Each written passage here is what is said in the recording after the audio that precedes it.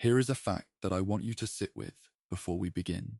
On the 4th of May, 1945, a German delegation walked into a canvas tent on a heath in northern Germany and signed a document surrendering all German forces in northwest Europe, the Netherlands, and Denmark. The man who received that surrender, the man sitting at the table in his beret, watching without expression, as the representatives of a collapsing empire put their names to their own defeat, had, 30 years earlier, been left for dead in a field in northern France, with a bullet through his lung. A grave had been dug for him. His men had used his body as a shield to drag themselves to safety. He wasn't supposed to survive that afternoon in 1914. He wasn't supposed to be anywhere near that tent in 1945. That he was there at all is the first extraordinary thing about Bernard Montgomery.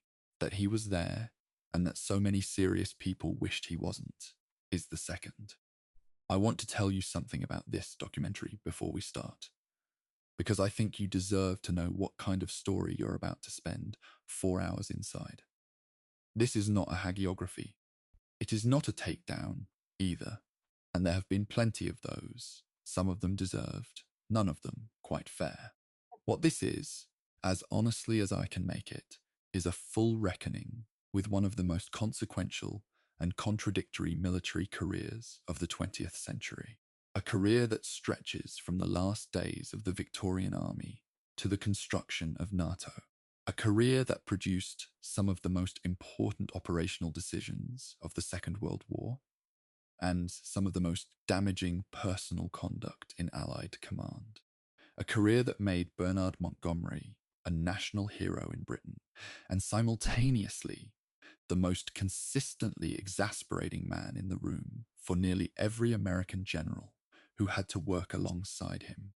He won at El Alamein when Britain desperately needed someone to win. He planned the expansion of the D-Day landings from 3 beaches to 5, a decision that may have saved the entire Normandy campaign before the first soldier set foot on the sand. He commanded 21st Army Group from the beaches of Normandy to the surrender tent on Lüneburg Heath, and then he held a press conference about the Battle of the Bulge that nearly ended the alliance. This is that kind of story. The Second World War produced no shortage of commanding personalities. You had Patton, who moved like a man permanently at war with the speed of everyone around him. You had Eisenhower, who managed an alliance the way a gifted diplomat manages a room of people who don't agree on anything, but need to reach a decision before midnight. You had Rommel, whose tactical brilliance in the desert generated a legend that both sides found useful for different reasons. And then you had Montgomery, a man who didn't fit any of the available categories, who combined professional seriousness with personal insufferability in proportions that historians have been arguing about since 1945, and who seemed throughout his life to find the arguments puzzling. He genuinely didn't understand why people found him difficult, or rather, and this is the more honest formulation, he understood it perfectly well and had decided that the difficulty was their problem, not his. He had an army to run. He had battles to win.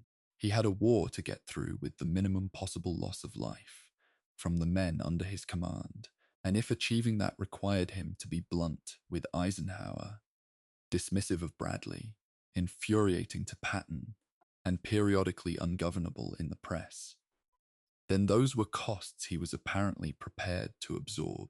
Whether they were costs the alliance could afford is one of the central questions of this entire documentary. The answer, it turns out, is barely, and only because there were people around him who were better at managing consequences than he ever bothered to be. Let me tell you why this story matters right now. Beyond the obvious fact that the Second World War was the defining event of the 20th century and its commanders deserve serious examination.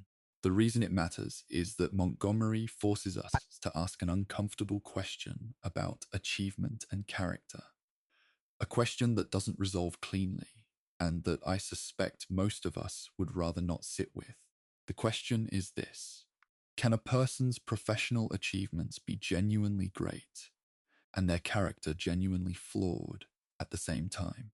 Not flawed in a forgivable, humanizing way, not the lovable imperfection of someone who forgot a birthday or was difficult to work with on Mondays. Flawed in a way that caused real harm, damaged real relationships, and left real institutional scars on an alliance fighting the largest war in history. The answer, if we're honest, is yes. And Montgomery is perhaps the clearest case study in the entire Second World War of that uncomfortable yes. His achievements at El Alamein, in the planning of Overlord, in the Rhine crossing, in the building of the Western Alliance's military architecture, these are real. They're documented. They changed outcomes. And his conduct in the aftermath of the Ardennes, his treatment of the Normandy record in his memoirs, his public statements about his American colleagues, his behavior in the House of Lords on matters of social policy in the 1960s. These are also real. They're also documented. And they matter, not despite the achievements, but alongside them. Holding both is what honest history asks of us. It's harder than choosing a side. It's also the only approach that actually tells you something true. Now, before we go further, I want to be direct about the methodology of what you're about to hear across the next 4 hours.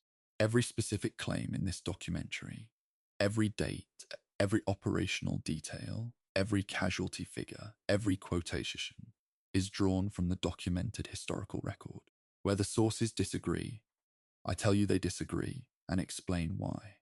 Where the evidence is thin, I tell you it's thin rather than filling the gap with plausible sounding invention. Montgomery himself was a compulsive documenter.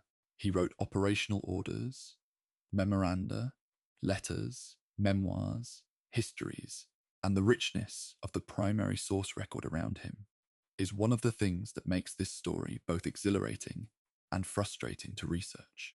Exhilarating because the detail is there. Frustrating because the detail doesn't always point in the same direction. And the temptation to select the details that support your preferred interpretation of the man is one that every historian who has worked on him has had to consciously resist. I haven't always resisted it perfectly. I don't think anyone who spends this much time inside one person's story entirely avoids developing opinions. But I've tried to show my work, to tell you where the arguments are, who makes them, and why they're not resolved, rather than presenting you with a verdict dressed up as a narrative. If you come out of 4 hours with a cleaner opinion of Montgomery than you started with, in either direction, I've probably failed you. If you come out of 4 hours with a more complicated one, I think I've done the job. There's one more thing I want to say before we get to the rectory in Kennington in 1887, where a bishop's wife had recently produced the 4th of what would eventually be 9 children, and where the story properly begins. The men who served under Montgomery, the veterans of the 8th Army, the soldiers of 21st Army Group, the paratroops who held the northern end of Arnhem Bridge for 4 days against everything the German army could throw at them. These men are gone now. Their generation, which was asked to do things that no generation should be asked to do, and which mostly did those things with a steadiness that still moves me when I read the accounts, has passed. What remains is the record they left, the history built from their testimonies, and the obligation of those of us who came after to engage with that history as honestly and as carefully as we can. This documentary is my attempt to do that. It's the product of a long time spent with the sources, the operational orders, the after-action reports, the memoirs, the diaries, the academic arguments, the regimental histories, the debates that military historians are still having about Caen and Arnhem and the Ardennes. It's the product of genuine uncertainty about a man who doesn't resolve, and of an equally genuine conviction that the uncertainty is worth your time. So, the bishop's son who became a field marshal, the commander who was almost buried in France before he'd done anything worth remembering, the man who was, depending on who you ask, the saviour of the British Army or its most persistent headache, and who managed, across a career of more than 50 years, to be both things simultaneously with a consistency that is, in its way, almost admirable. Let's begin. If you've made it this far into the introduction and you can already feel the pull of this story, stay, hit like, subscribe if you haven't already, because this is the kind of channel that builds something across its long videos rather than in 90-second clips. And the Montgomery series is just one entry in a catalogue of long-form military history that we're building deliberately and carefully.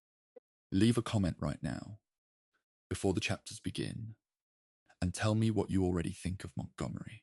Tell me if you've read his memoirs, if you've visited El Alamein, if your grandfather served under him, if you've argued about Arnhem with someone who knows the subject. I read every comment on these videos. I answer as many as I can. And the comment section of a 4-hour documentary about the most controversial British commander of Second World War tends to be one of the better conversations on the internet, which is a low bar I'm still genuinely grateful for. The chapters begin now. 15 chapters. One of the most complicated men the British Army ever produced. You're going to come out of this differently than you went in. I promise you that much. Chapter 1. The bishop's son, Bernard Montgomery, was born on the 17th of November, 1887, in Kennington, a district in the south of London, the fourth of 9 children born to an Anglican clergyman named Henry Montgomery and his wife, Maud. Now, I find myself pausing on that family structure every time I return to it, because there's something important embedded in it that doesn't always make it into the popular accounts. 9 children, a father who was professionally invested in the moral formation of others, a mother who was, by nearly every account we have, a formidable and demanding woman. Bernard was not her favourite. That isn't gossip or psychoanalysis. It's something Montgomery himself acknowledged, and it coloured the way he understood authority, warmth, and performance for the rest of his life. The house he grew up in was not cruel, but it wasn't easy either. Henry Montgomery's career as a bishop eventually took the family to Tasmania, in what was then a distant corner of the British Empire, and young Bernard spent several years there during his formative childhood. When Maud returned to England with the children ahead of their schooling, Henry stayed in Tasmania to manage his diocese. The practical effect was that Bernard and his siblings spent years in a household governed primarily by their mother, a woman who ran things tightly and demanded results. I'm not going to lean too hard on the armchair psychology here, because we don't have enough primary source detail to be certain, but I do think it matters that the man who would later become famous for projecting absolute authority and requiring total obedience learned, very early, what it felt like to live under someone else's iron discipline. He attended St. Paul's School in London, an institution with a serious academic reputation, and he did not distinguish himself there in the ways the school would have preferred. He wasn't celebrated for scholarship. What he was celebrated for, quietly, was sport and a kind of ferocious competitive energy that some of his teachers apparently found wearing. I've read nothing that suggests he was unintelligent. Far from it. But his was a practical intelligence, one that found its natural groove not in examinations but in physical activity and organizational thinking. When he entered the Royal Military Academy at Sandhurst in 1906, he found an environment that suited him in ways that conventional school never had. He was commissioned into the Royal Warwickshire Regiment in 1908, and the choice of regiment is worth a brief note. According to his own memoirs, published in 1958, the Warwickshires weren't chosen entirely. on the basis of prestige. They were chosen in part because the family didn't have the financial resources that some of the more socially gilded regiments required. This is a small detail that I keep returning to because it establishes something important early. Montgomery operated throughout his life with constraints, financial, social, institutional, that he overcame not through inherited advantage, but through sheer force of preparation and will. The chip on the shoulder wasn't just a personality quirk. It had material origins. He served in India in the years before the First World War, learning the rhythms and bureaucratic logic of the British Army in the way junior officers of that era did, slowly, with patience, absorbing the habits of a professional force that was still, in many ways, a Victorian institution. There's nothing especially dramatic in this period of his career, but it laid groundwork. He was learning what armies actually were, how they fed and moved and communicated and broke down, long before he ever had to command one in conditions of genuine crisis. That kind of knowledge, unglamorous and accrued, over years rather than grasped in a moment of inspiration, is the kind that actually matters when the shells start falling. When the First World War broke out, Captain Bernard Montgomery crossed the Channel with his battalion and almost died within weeks. On the 13th of October, 1914, near the French village of Meteren, he led a bayonet charge against German positions and was struck by a sniper's bullet through the right lung and the knee. His injuries were so severe, according to the National Army Museum's records of the incident, that a grave was dug in anticipation of his death. He was left lying in the open for hours before his men managed to drag him back to safety, using his body as cover against further fire. He survived. The recovery was long and painful, and when he returned to the front, it was not as a company officer in the mud, but as a staff officer, a role that at the time felt like a kind of exile from real soldiering. It didn't feel like exile for long. Montgomery turned out to have a remarkable talent for staff work, for the kind of systematic planning, logistical thinking, and organizational clarity that separates armies that function from armies that disintegrate under pressure. He spent the remaining years of the First World War watching, absorbing, and developing an understanding of how large military formations actually work in the field. He watched what happened when coordination failed. He watched what happened when commanders relied on momentum rather than preparation, on hope rather than supply. He filed it all away. When we look at how he would command 2 decades later, the roots of nearly every decision, the obsessive preparation, the insistence on clear orders, the refusal to move before he was ready, are already visible in these years of watching other men make expensive mistakes. I find it useful, when thinking about the formation of Montgomery the commander, to separate two things that are often conflated. There was the man's personality, abrasive, self-promoting, allergic to criticism, sometimes genuinely unkind. And there was the man's professional philosophy, which was rigorous, methodical, and deeply serious about the lives under his command. These two things coexisted in uncomfortable tension throughout his entire career. The personality made him difficult to work with. The philosophy made him, in the right conditions, extremely effective. The tension between those two facts is not something that resolves itself. It runs through this entire story like a fault line, and we're going to feel it in every chapter that follows. In the years between the wars, Montgomery continued to serve in Palestine, in Egypt, and in a series of training and staff appointments that allowed him to develop his ideas about how modern armies ought to be organized and led. He was, by consistent report, a demanding and sometimes exhausting officer to serve alongside. He had strong opinions about fitness, about youth, about the importance of senior officers maintaining direct contact with the men they commanded. He sacked subordinates he considered inadequate. He expressed his views with a bluntness that many found offensive. He made enemies, but he also trained soldiers, really trained them in the kind of physical and tactical preparation that he had decided was the non-negotiable foundation of any fighting unit worth its name. Whether people liked him rarely seemed to register with him as a significant concern. By the spring of 1939, he had command of the 3rd Division, part of the British Expeditionary Force, that would cross the Channel to France when war came.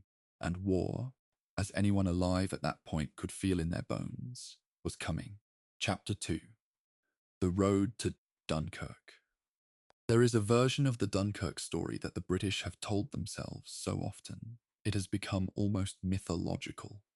An honourable rescue from a disastrous situation, tinged with Churchillian defiance, stripped of the brutal military analysis that explains how it happened.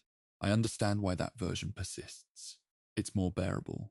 But if we're going to understand Montgomery, we need to spend some time with the uncomfortable truth that 1940 in France was not just a setback. It was, by any honest measure, a catastrophic failure of Allied command, strategy, and institutional preparation. And Montgomery knew it. He had known something like it was coming for a very long time. When the British Expeditionary Force deployed to France in the autumn of 1939, it was a professional army in many respects. Trained, equipped, and commanded by officers of genuine experience. But it was also an army shaped by institutions that moved slowly, that argued about doctrine by committee, and that had not fully absorbed the lessons of mobile armoured warfare that the Germans had been quietly developing and refining for the better part of a decade. Montgomery commanded the 3rd Division within the 2nd Corps. In the early weeks of the German offensive in May 1940, his division performed well, better than most, executing a series of controlled withdrawals under pressure without the kind of dissolution that plagued other formations. The German plan was not what the Allied commanders had expected. The main armoured thrust came through the Ardennes rather than through Belgium, as anticipated, cutting behind the Allied lines and isolating the forces in the north, with a speed that overwhelmed the command structures trying to respond to it. Within days, what had been an orderly defensive posture became a chaotic retreat toward the coast. The word Dunkirk entered the language not as a military term, but as something more complex. A description of a particular kind of organized desperation, a situation where the best available outcome was simply getting people out. Montgomery's handling of the 3rd Division during the retreat to Dunkirk earned him considerable professional respect. When the commanding officer of the 2nd Corps fell ill during the crisis, Montgomery was given temporary command of the corps, a responsibility that placed him in charge of coordinating the rearguard actions that allowed more men to reach the beaches. He was not yet the most senior general in France. He was not yet famous. But the way he operated during those days, clearly, quickly, without the kind of paralysis that gripped some of his contemporaries, registered with the people who were watching. What I think is important to understand about Montgomery's experience in France is not just what he did, but what he concluded from it.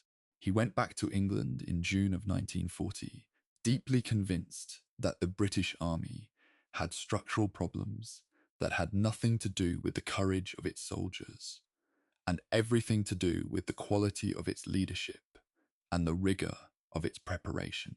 He believed that too many senior officers were too old, too comfortable with established habits, and too resistant to the kind of hard, demanding training that turned a collection of individuals into a coherent fighting force. He was not wrong, but the way he chose to express these convictions, publicly, bluntly, and with an impatience that barely concealed contempt for those who disagreed, was going to cause him problems for the rest of the war. After Dunkirk, Montgomery was given command of the South Eastern Command, responsible for the defense of England against a possible German invasion. He threw himself into the role with characteristic intensity.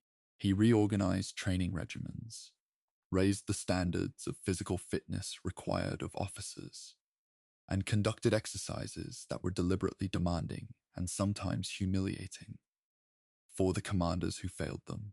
He sent letters up the chain of command that were, by any measure of institutional diplomacy, extraordinarily direct. Some of those letters criticized his superiors. Some of them criticized policies that those superiors had personally endorsed. He was operating with a degree of professional self-confidence that looked, from outside, very much like arrogance. And to be fair to his critics, the line between those two things is genuinely difficult to locate from inside an institution. There's a particular incident from this period that I think deserves mention, though I want to be careful about how I present it because the details vary depending on which source you're reading. Montgomery issued a directive to the troops under his command that created significant controversy within the army establishment. It concerned matters of personal conduct and troop welfare that, in the institutional culture of the time, were considered either too direct or, in some formulations, inappropriate. Senior figures were displeased. There were calls for his removal. He survived the episode, but it illustrated something that would become a recurring pattern throughout his career: his willingness to operate according to his own judgment, even when institutional consensus pointed emphatically in the other direction. By the summer of 1942, the war in North Africa had reached a point of crisis so severe that Winston Churchill flew to Egypt personally to assess the situation. What he found was an Eighth Army that had been pushed back to within roughly 100 kilometers of Alexandria. An army that one of his own descriptions characterized as oppressed by a sense of bafflement and uncertainty. The commander was replaced, and the man Churchill chose, after some deliberation and a tragically brief appointment for another officer, was Bernard Montgomery. It was a decision that would change the course of the war, or, at least, that's one version of the story. The other version, argued by military historians including Corelli Barnett, is considerably more complicated. We'll come to both. Chapter 3. The Desert. I want to tell you something about the Western Desert before we talk about what Montgomery did there, because I think the geography shapes everything that followed in ways that aren't always appreciated. The North African littoral, the narrow strip of habitable land between the Mediterranean coast and the open desert, was not like any other theatre of the war. It was a place of extraordinary logistical difficulty, where the distance an army had advanced was almost directly proportional to how badly it was now supplied. Every mile of advance stretched the supply lines further. Every mile of retreat brought the supply lines closer. It was a pendulum, and the armies of both sides had been swinging it back and forth for the better part of 2 years. By the time Montgomery arrived to take command of the Eighth Army in August of 1942, his new command had been retreating. The Axe forces under Field Marshal Erwin Rommel had driven the Eighth Army back across hundreds of miles of desert, winning engagements that had made Rommel's name famous and had left the British press struggling to explain how an adversary was being defeated repeatedly by a force they had been assured was outmatched. The fall of Tobruk in June of that year, an event so shocking that Churchill received the news while meeting with President Roosevelt in Washington, had been one of the most humiliating moments of the war for Britain. The Eighth Army that Montgomery inherited in August was not a broken force, but it was a badly shaken one, and the distinction matters. One of the most frequently cited acts of Montgomery's early tenure as Eighth Army commander is a simple order. Faced with an army that had developed instinctive plans for further retreat, that had, in the institutional culture of crisis, begun to think of withdrawal as a viable option, Montgomery issued orders that there were to be no more plans for retreat. The Eighth Army would fight where it stood. Now, I want to be honest about the historiographical complexity here, because it's been argued most forcefully by Corelli Barnett in his book The Desert Generals, that the previous commander, General Claude Auchinleck, had already stabilized the line, and that the crisis was not as severe by August as it might appear in retrospect. Jonathan Fennell's research, on the other hand, points to evidence of significant morale problems, including high rates of surrender and desertion, that suggest the army was in genuine psychological difficulty. I don't think either side of that debate has fully settled it. What we can say with confidence is that Montgomery's arrival produced a visible change in the atmosphere of the command, and that this mattered. His first weeks were dominated not by planning an offensive, but by understanding what he had. He visited every formation he could reach. He spoke to soldiers directly, explaining what was coming and why they were going to win.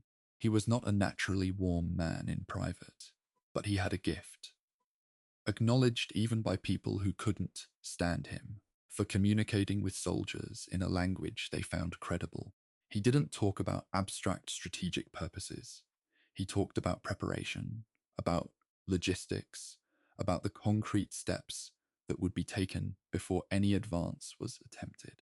Soldiers who had been told they would win before and hadn't were, apparently, receptive to a commander who was more interested in discussing supply ratios than in delivering inspiring speeches. He also reorganized. Montgomery issued early orders that divisions would fight as divisions, an instruction that sounds almost absurdly obvious until you understand that the Eighth Army had been operating in dispersed brigade task groups that stripped combat support elements from their parent formations and handed them out piecemeal. One divisional commander described the old arrangement as a menace and a danger. The centralization of artillery and engineering under army-level staff control was not a glamorous change. It didn't generate headlines, but it was the kind of structural reform that reflected a deep understanding of how combined arms warfare actually worked, and it would pay dividends in the battle to come. Beneath Montgomery's command, a school of mine clearing was established, not by his personal directive, but through a bottom-up process initiated by his chief engineer, Brigadier Frederick Kish. Kish had identified that different divisions were using different techniques to breach the axis obstacle belts in the desert, with no standardized measurement of effectiveness. He brought subordinates together, pooled their combat experience, established common practices, and then trained breaching parties from across the army on those standardized methods. This is the kind of detail that doesn't make it into most popular accounts of El Alamein, and I find it genuinely fascinating, because it shows that the Eighth Army's preparation for the battle was not simply a product of Montgomery's will, but a collective process of institutional learning, operating at multiple levels simultaneously. The Second Battle of El Alamein opened at approximately 9:45 in the evening on the 23rd of October, 1942, with an artillery bombardment from more than 900 guns firing simultaneously. The battle lasted 12 days. It was not a brilliant maneuver. It was a grinding, methodical assault through a deep defensive belt, relying on the firepower superiority that the Eighth Army's logistical work had made possible. The Axis forces were outnumbered in tanks, in artillery, in ammunition, and in available air support. Rommel was absent on sick leave when the battle began, and the replacement commander had to be hastily recalled. None of this diminishes the difficulty of what the Eighth Army achieved. Penetrating a prepared defensive belt in the dark against an experienced opponent is never straightforward, regardless of your material superiority. But it does complicate the portrait of El Alamein as a stroke of pure genius. When Churchill heard the news of the victory, he made one of his most quoted statements, one that was, as most of Churchill's most quotable statements are, both genuinely resonant and very precisely constructed for effect. Before Alamein, we never had a victory. After Alamein, we never had a defeat. It's a beautiful line. It's also a significant overstatement in each direction, but it captures what the battle meant, politically and psychologically, in a year when Britain desperately needed something to point to, not just for morale at home, but for the argument it was making to the United States about the value of the North African commitment. Montgomery understood the significance of what had happened.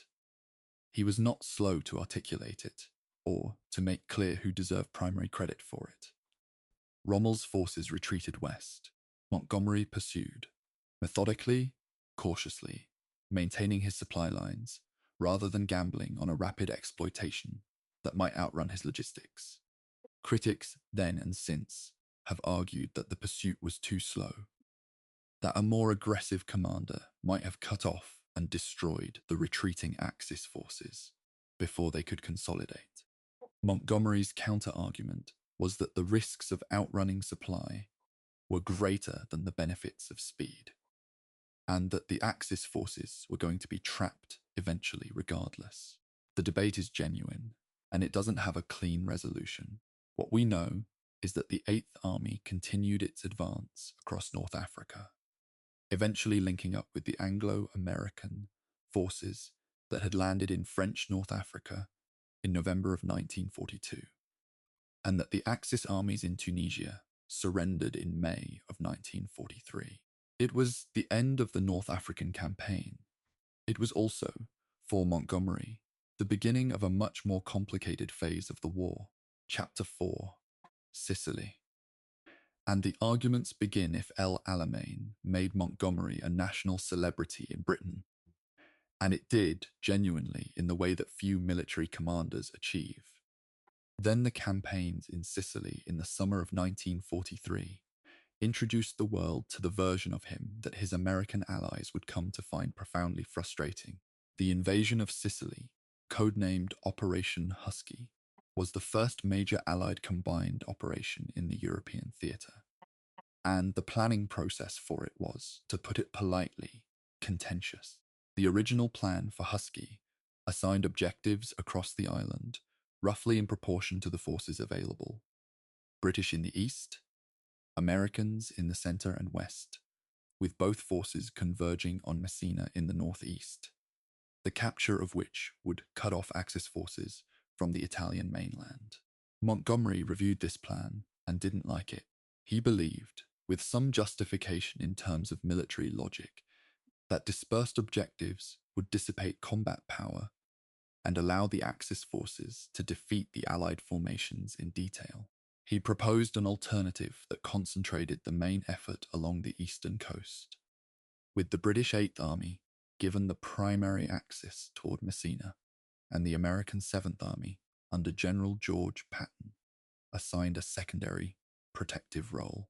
Patton never forgave him for it. That statement isn't hyperbole. It's very nearly a direct description of Patton's own recorded reactions, and of the professional dynamic that persisted between the two men for the rest of the war. Patton was an officer of ferocious ambition, enormous talent, and a self-conception that did not accommodate being assigned a supporting role to anyone, let alone a British general he already considered arrogant. The Montgomery-Patton relationship is sometimes described as a rivalry between equals. It was that, but it was also something more. It was the expression of a genuine institutional tension between the British and American approaches to command, to operations, and to the question of who exactly was bearing the heavier burden of the Allied effort.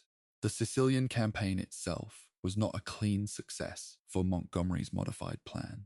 The British advance up the eastern coast ran into serious resistance around Mount Etna and slowed considerably, while Patton, using the latitude afforded by his secondary role to conduct a rapid advance westward, captured Palermo and then raced toward Messina by a northern coastal route. The Americans got there first, or very nearly so, arriving in Messina shortly after the last Axis forces had evacuated across the Strait of Messina to the Italian mainland. The island was taken, but the Axis forces had escaped largely intact, which, from a strategic standpoint, meant that the campaign, while a tactical success, had not achieved the annihilation of the enemy that a more aggressive, coordinated advance might have accomplished. I want to be careful here about how I characterize the debate over Sicily. Military historians disagree about how much of the Axis escape was attributable to the specific operational decisions made by Allied commanders, and how much was simply the consequence of the terrain, the logistics, and the determined quality of the German rearguard. The straight answer is that nobody knows with certainty what a different plan would have produced. What we can say is that the experience of planning and executing Husky established patterns of inter-allied friction, specifically between Montgomery and the Americans, and between Montgomery and the Supreme Allied Commander, General Dwight D. Eisenhower, that would become progressively more damaging as the war moved toward its most critical phase.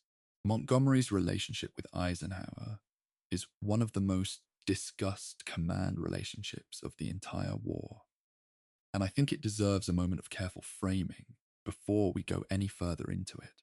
Eisenhower is often described as a political general, a coalition manager rather than a battlefield commander, and there's truth in that, but it sells him short. He was a man of considerable intelligence and genuine strategic insight who had been placed in an extraordinarily difficult position, responsible for maintaining the cohesion of an alliance whose member nations had sometimes genuinely incompatible interests, while also trying to defeat one of the most capable military forces in modern history. Montgomery, operating beneath him, did not make that job easier.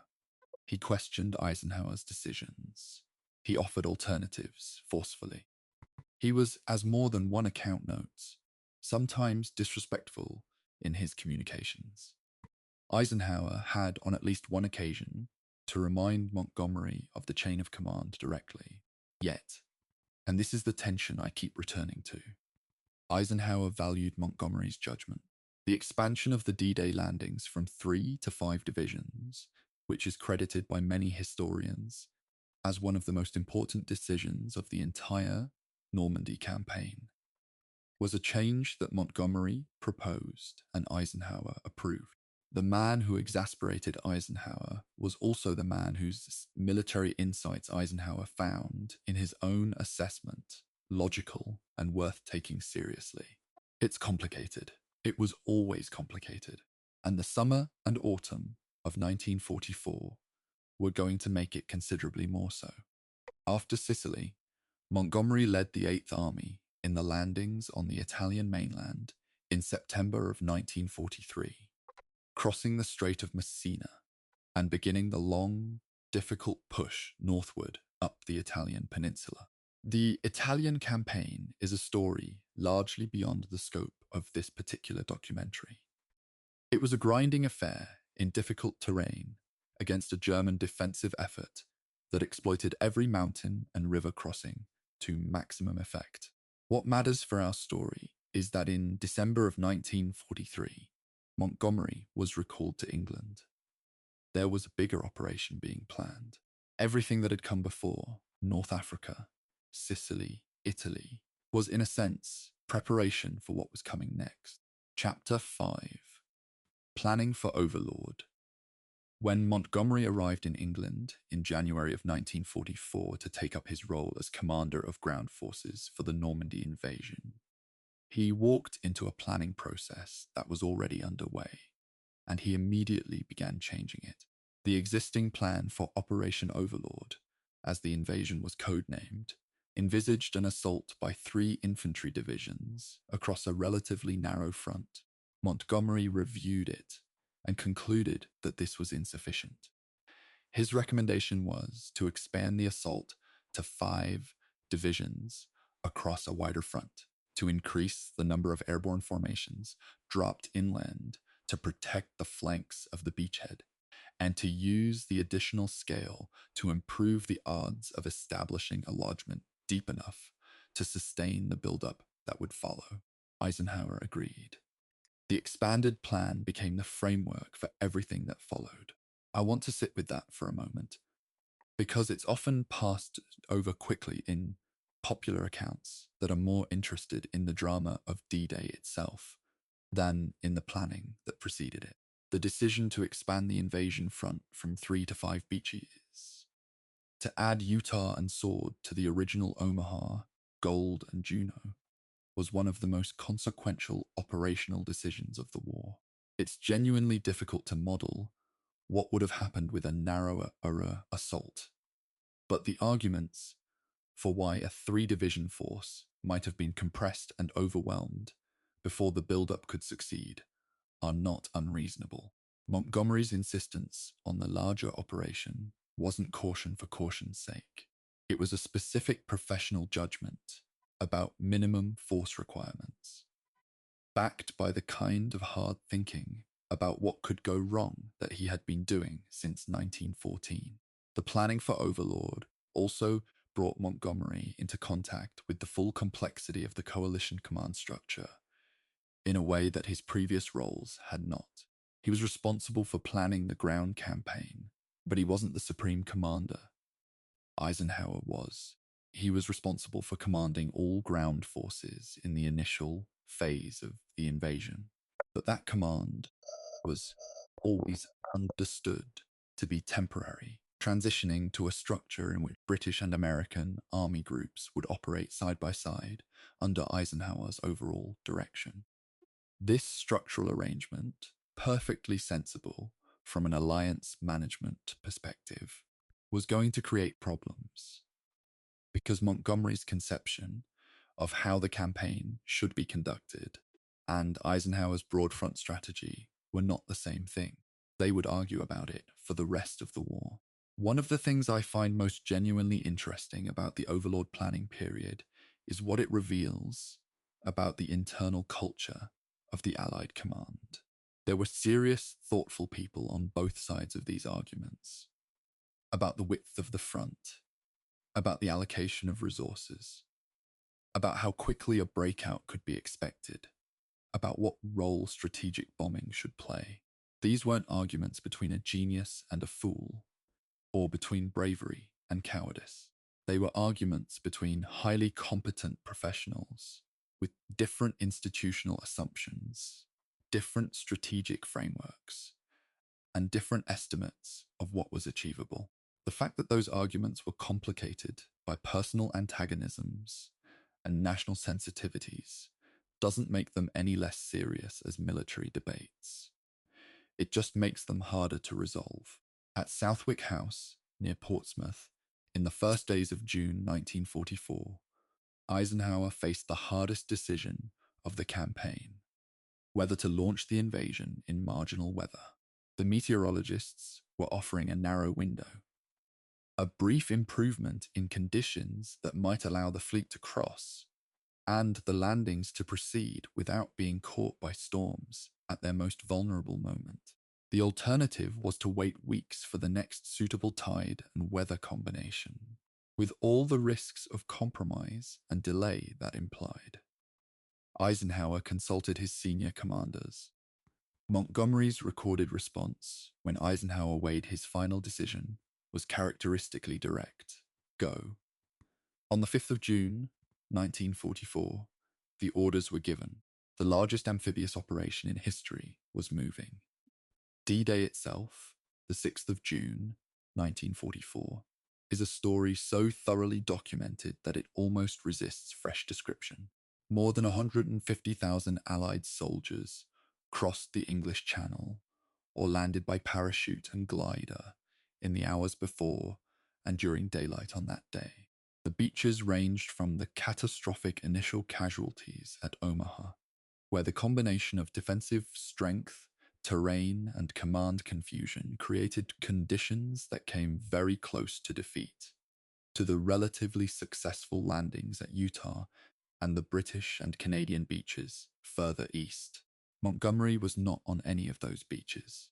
He was commanding from a headquarters ship offshore, receiving reports, processing information, trying to understand a picture that was fragmentary and, for long hours, deeply alarming. The lodgment was established. It held. The German response, delayed by the success of the Allied deception operation and by Hitler's insistence on controlling the armoured reserve himself, never delivered the immediate concentrated counterattack that might have driven the beachhead back into the sea. By the evening of the 6th of June, the Allies were ashore, dug in, and preparing for what came next. What came next was, in many ways, more complicated than the landing itself. Chapter 6, Normandy. The argument that never ended.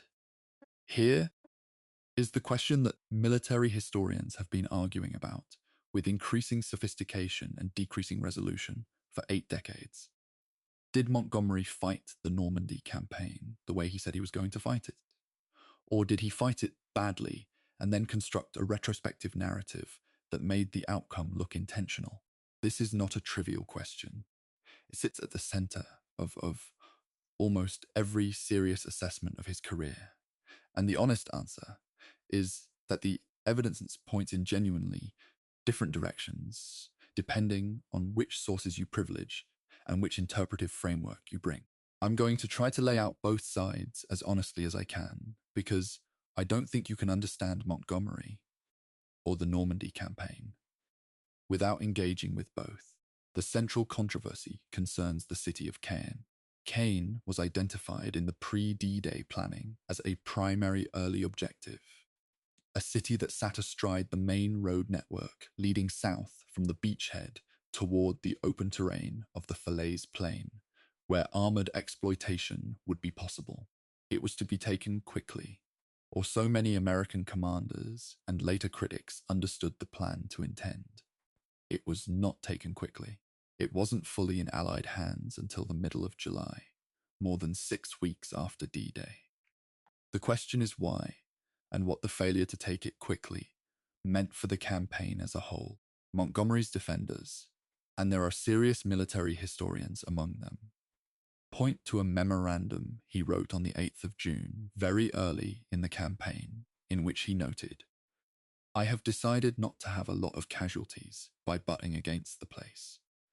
They argue that this document, along with subsequent operational orders, shows that Montgomery understood from very early on that Caen could not be taken cheaply by direct assault, and that his real strategic intention was to use the British and Canadian sector in the east as the hinge on which the campaign would turn, fixing and drawing in the German armoured reserves, grinding them down in attritional fighting around Caen, while the American forces on the western flank built up the strength for a breakout. Under this interpretation, the fall of Caen in July was not a failure, but a largely successful execution of a plan that was never simply about taking the city. It was about destroying German armoured forces. The critics' version is different, and it isn't made up. American commanders, including General Omar Bradley and members of Eisenhower's staff, were repeatedly told before and during the campaign that British operations around Caen would produce a breakout, that the armoured divisions would exploit south toward the open ground. When that breakout failed to materialize, when Operation Perch was halted, when Operation Epsom ground to a stop, when Operation Goodwood in July consumed more than 300 tanks without achieving the breakthrough, the frustration in the American command and at Eisenhower's headquarters became acute. There were serious, credible voices calling for Montgomery's removal. Eisenhower himself wrote a letter that came close to an ultimatum. The situation was, professionally, extremely dangerous for Montgomery. I want to add a layer to this debate that isn't always included, because I think it matters enormously. By 1944, Britain was running out of soldiers. This is not a figure of speech. The campaigns in the Mediterranean, the Far East, the bombing offensive, and the war at sea had drawn down manpower reserves to the point where the army sent to Normandy had very limited ability to absorb heavy infantry casualties without formations becoming unable to function. Montgomery's chief intelligence officer, Brigadier Edgar Williams, articulated what his commander was thinking with a phrase that the Imperial War Museum records preserve. Let metal do it rather than flesh. Montgomery was trying to fight a campaign that would win the war without consuming his infantry to the point of institutional collapse. This context doesn't resolve the controversy. It complicates it, which is perhaps more honest. It means that the same operational caution that his critics read as slowness, timidity, or unwillingness to push had a specific material justification rooted in the realities of British manpower in 1944. Operation Charnwood, the July assault that finally took most of Caen, cost more than 3,800 British and Canadian casualties in 3 days. The rifle companies of the British Second Army, by the end of August, had lost 3/4 of their initial strength. Infantry officers with the rank of second lieutenant had approximately a 1 in 10 chance of surviving the campaign unscathed. These numbers aren't abstractions. They're the reason Montgomery fought the way he fought. And they're the reason that fight faster, push harder was a more complex prescription than it appeared from the relative safety of senior headquarters. When Operation Cobra, the American breakout from the Western sector, finally launched on the 25th of July, it faced only 11 weakened German divisions with limited fighting power. The reason those 11 divisions were weak and poorly resourced was that the bulk of the German armoured strength, including nearly all the available panzer divisions in Normandy, had been drawn east and ground down in the fighting around Caen. The British and Canadian forces hadn't broken through, but they had done something that the strategic plan, in Montgomery's telling, had always intended. They had made the American breakout possible by consuming German reserves.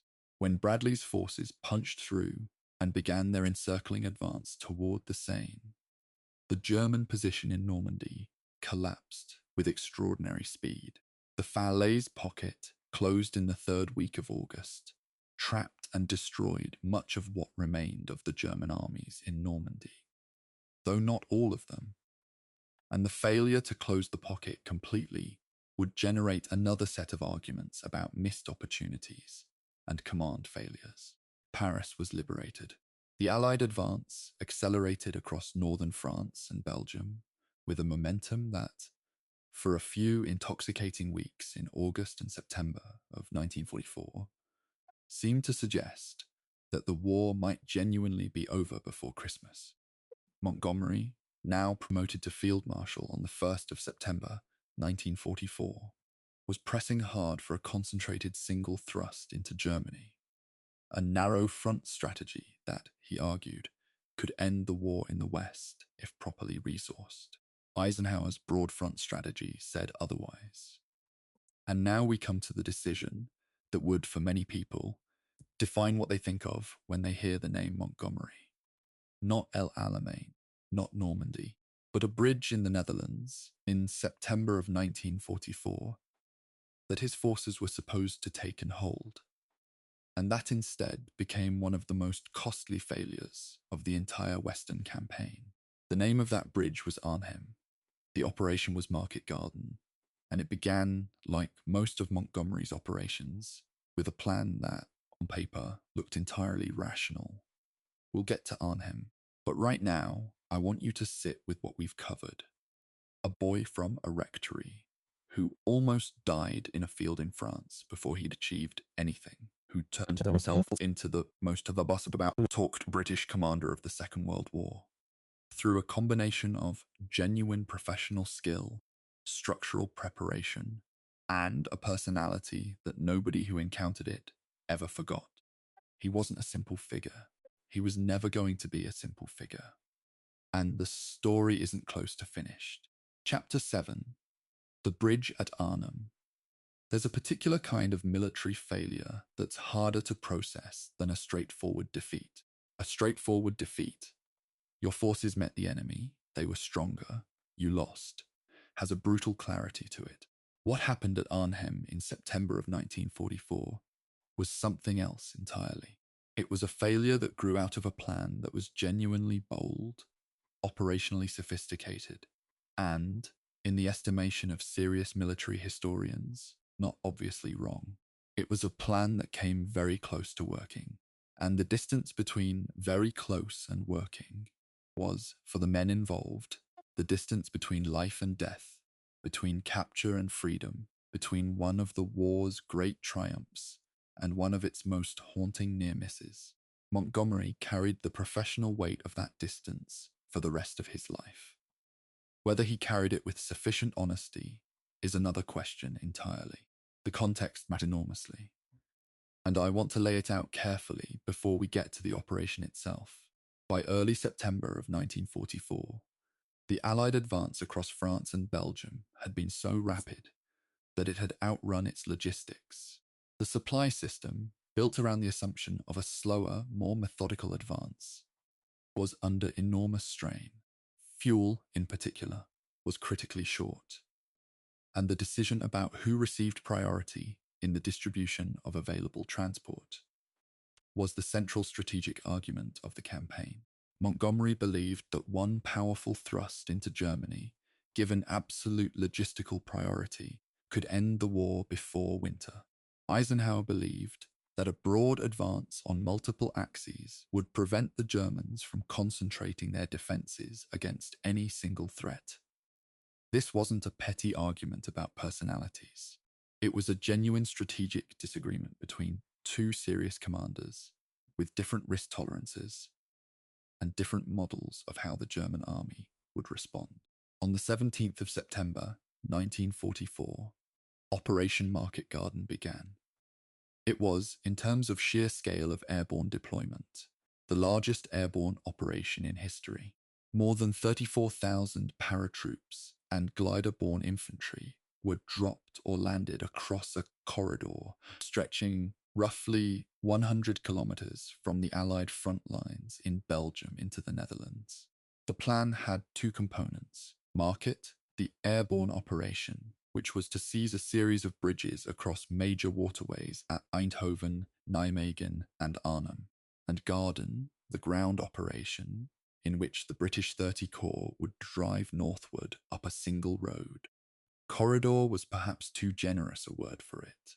To link up with the airborne forces and cross into Germany via Arnhem, the furthest and most critical bridge. The logic of the plan was sound in outline. If the bridges were taken intact and the ground forces moved fast enough, the Allies would be across the Rhine, the last major natural barrier before the German heartland, before the Wehrmacht could reconstitute its shattered Normandy formation. Montgomery understood that 30 Corps would have to move very fast down a road that could be cut at multiple points by German forces operating from the surrounding terrain. He understood that the airborne forces at Arnhem, the British 1st Airborne Division, would be holding their objectives for longer than was ideal if the ground advance ran into serious resistance. What he may not have understood fully, or may have chosen not to weigh sufficiently, was the accumulation of risk that the plan required everything to go right simultaneously on multiple axes against an enemy that was recovering faster than Allied intelligence was tracking. The intelligence failure is a genuine and serious component of the Arnhem disaster, and I want to address it directly because it's sometimes overstated and sometimes understated in the popular accounts. Dutch resistance sources and aerial reconnaissance had produced information suggesting that significant German armoured forces, specifically the 2nd SS Panzer Corps, comprising the 9th SS Panzer Division and the 10th SS Panzer Division, were in the Arnhem area, refitting after the Normandy campaign. This information reached Montgomery's headquarters. It reached the commander of the 1st Airborne Division, Major General Roy Urquhart. The evidence suggests it was discounted, categorized as unreliable or insufficiently alarming, partly because the intelligence picture was genuinely ambiguous, and partly because the pressure to proceed with Market Garden was by this point considerable.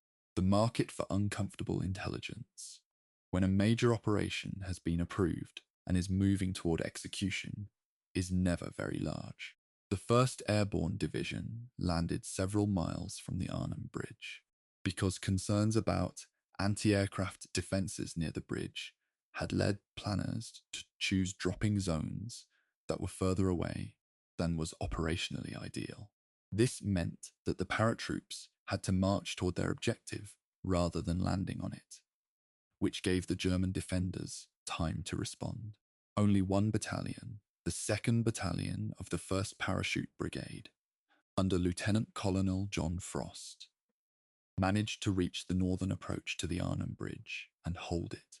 The rest of the division was stopped by the rapidly recovering German forces before it could reinforce Frost's position. Frost's men held their end of the bridge for approximately 4 days against repeated German attacks before their ammunition ran out and their position became untenable. The rest of the operation at Arnhem was a fighting withdrawal to a perimeter at Oosterbeek, from which roughly 2,400 men were evacuated back across the Rhine on the night of the 25th of September.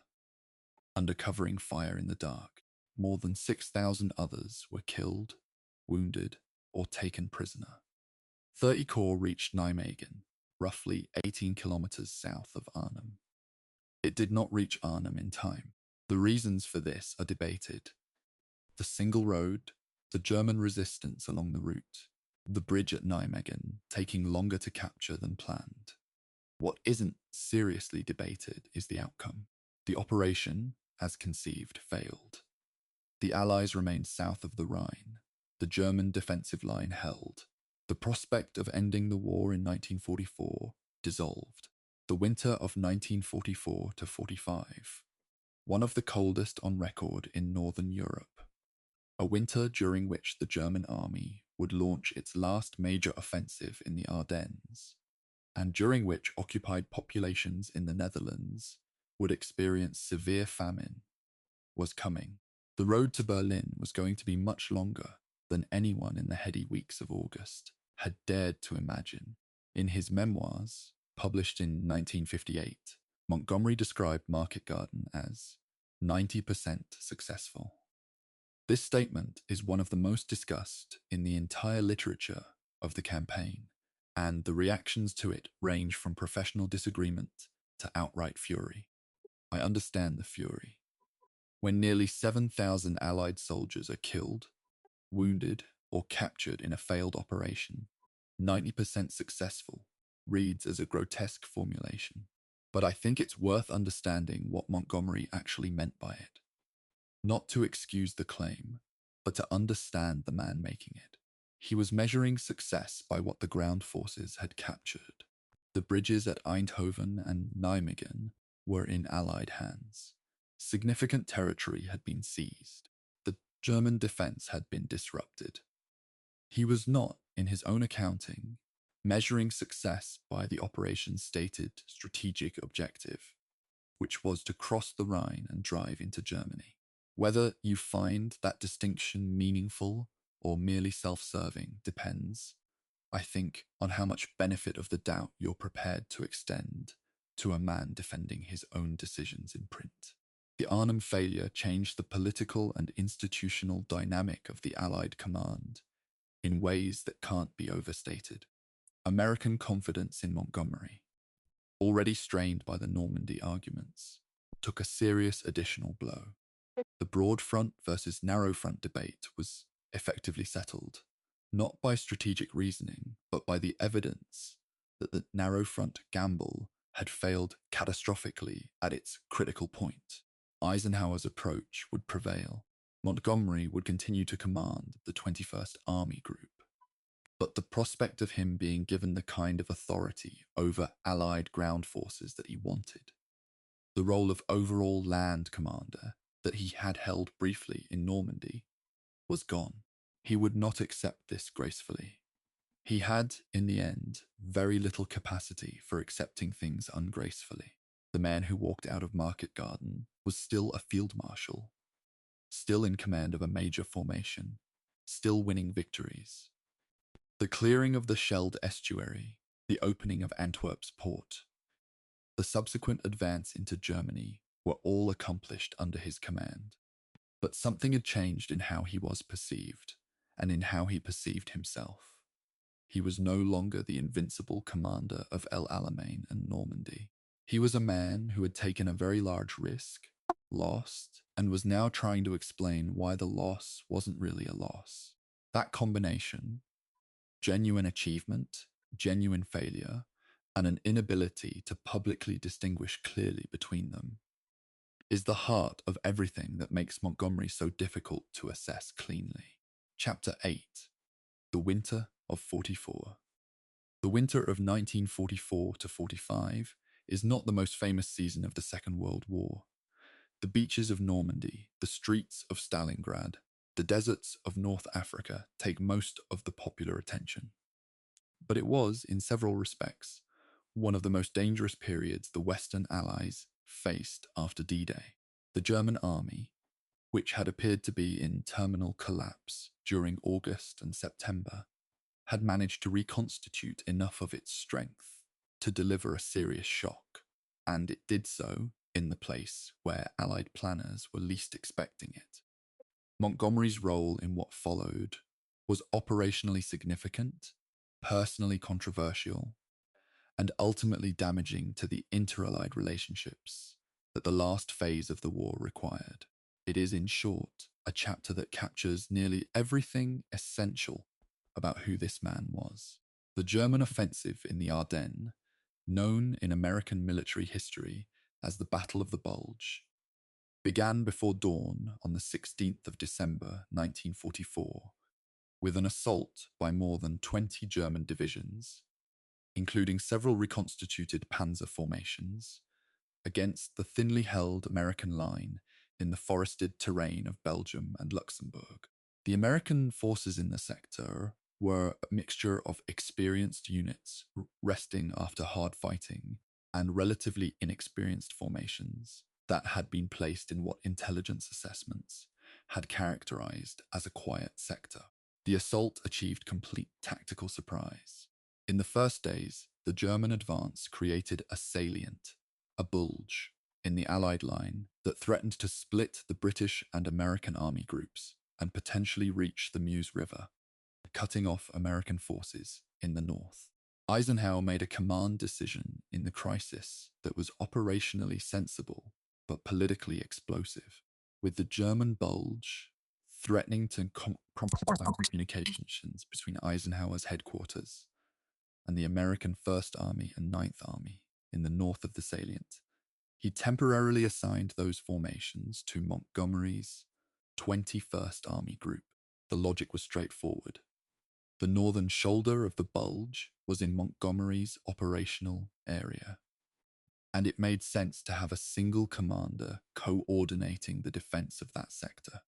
Montgomery moved quickly to stabilize the situation, visiting the headquarters of the American formations, assessing their condition, and issuing clear orders about where the line would be held. By most accounts of the officers involved, including later recollections by American commanders who had no affection for Montgomery personally, his intervention was professionally competent and, in some cases, reassuring at a moment of genuine uncertainty. Then he held a press conference. The press conference of the 7th of January, 1945, is one of the most discussed and most condemned public performances of any senior Allied commander in the entire war. Montgomery described the battle as he saw it, the stabilization of the line, the counteroffensive, the way the American and British forces had worked together. But he did so in a manner that managed to sound, to American ears, as though he was claiming principal credit for saving a situation that the Americans had largely created through their own operational decisions, and recovering through their own efforts and courage. Patton's counterattack from the south, which struck the southern flank of the German salient, and was one of the most impressive rapid operational redeployments of the war, was mentioned in terms that Patton and others found dismissive. The overall tone was patrician, self-congratulatory, and, crucially, entirely public. American commanders were, to use language only slightly more moderate than some of the private communications that survive from this period, furious. General Omar Bradley described the press conference as nearly causing a rupture in the alliance. Eisenhower, who had been dealing with Montgomery's communications difficulties for months, drafted a message to the combined chiefs of staff, stating that the alliance could not function with both of them in it, and that a choice would have to be made. The message was not ultimately sent, partly through the diplomatic intervention of Montgomery's chief of staff, Major General Francis de Gingand, who traveled to Eisenhower's headquarters and managed to defuse the immediate crisis. Montgomery subsequently sent Eisenhower a message that contained language as close to an apology as he appears to have been capable of producing. What I find genuinely interesting about this episode, beyond its obvious significance as a management catastrophe, is what it reveals about how Montgomery understood his public role. He wasn't trying to harm the alliance with that press conference. I don't believe, reading the accounts, that he walked into that room planning to infuriate his American colleagues. What I think he was doing was narrating the battle the way he always narrated his operations, from the position of a commander who had assessed the situation clearly, made the right decisions, and achieved the intended result. The problem was that this narrative framework was accurate in his mind and catastrophically tone-deaf in the context of an alliance fighting a war in which American soldiers had bled heavily in a battle that had been caused in part by intelligence failures at the Allied level. The gap between how he saw himself and how others saw him was never wider than in January of 1945. The winter campaign continued. The Allied advance into Germany in the early months of 1945 was a grinding, complex operation conducted across difficult terrain against an enemy that was, objectively, fighting with dwindling resources and no realistic prospect of victory, but that nonetheless continued to resist with a ferocity that cost the Allies substantial casualties. Montgomery's 21st Army Group crossed the Rhine at Wesel on the 23rd and 24th of March 1945.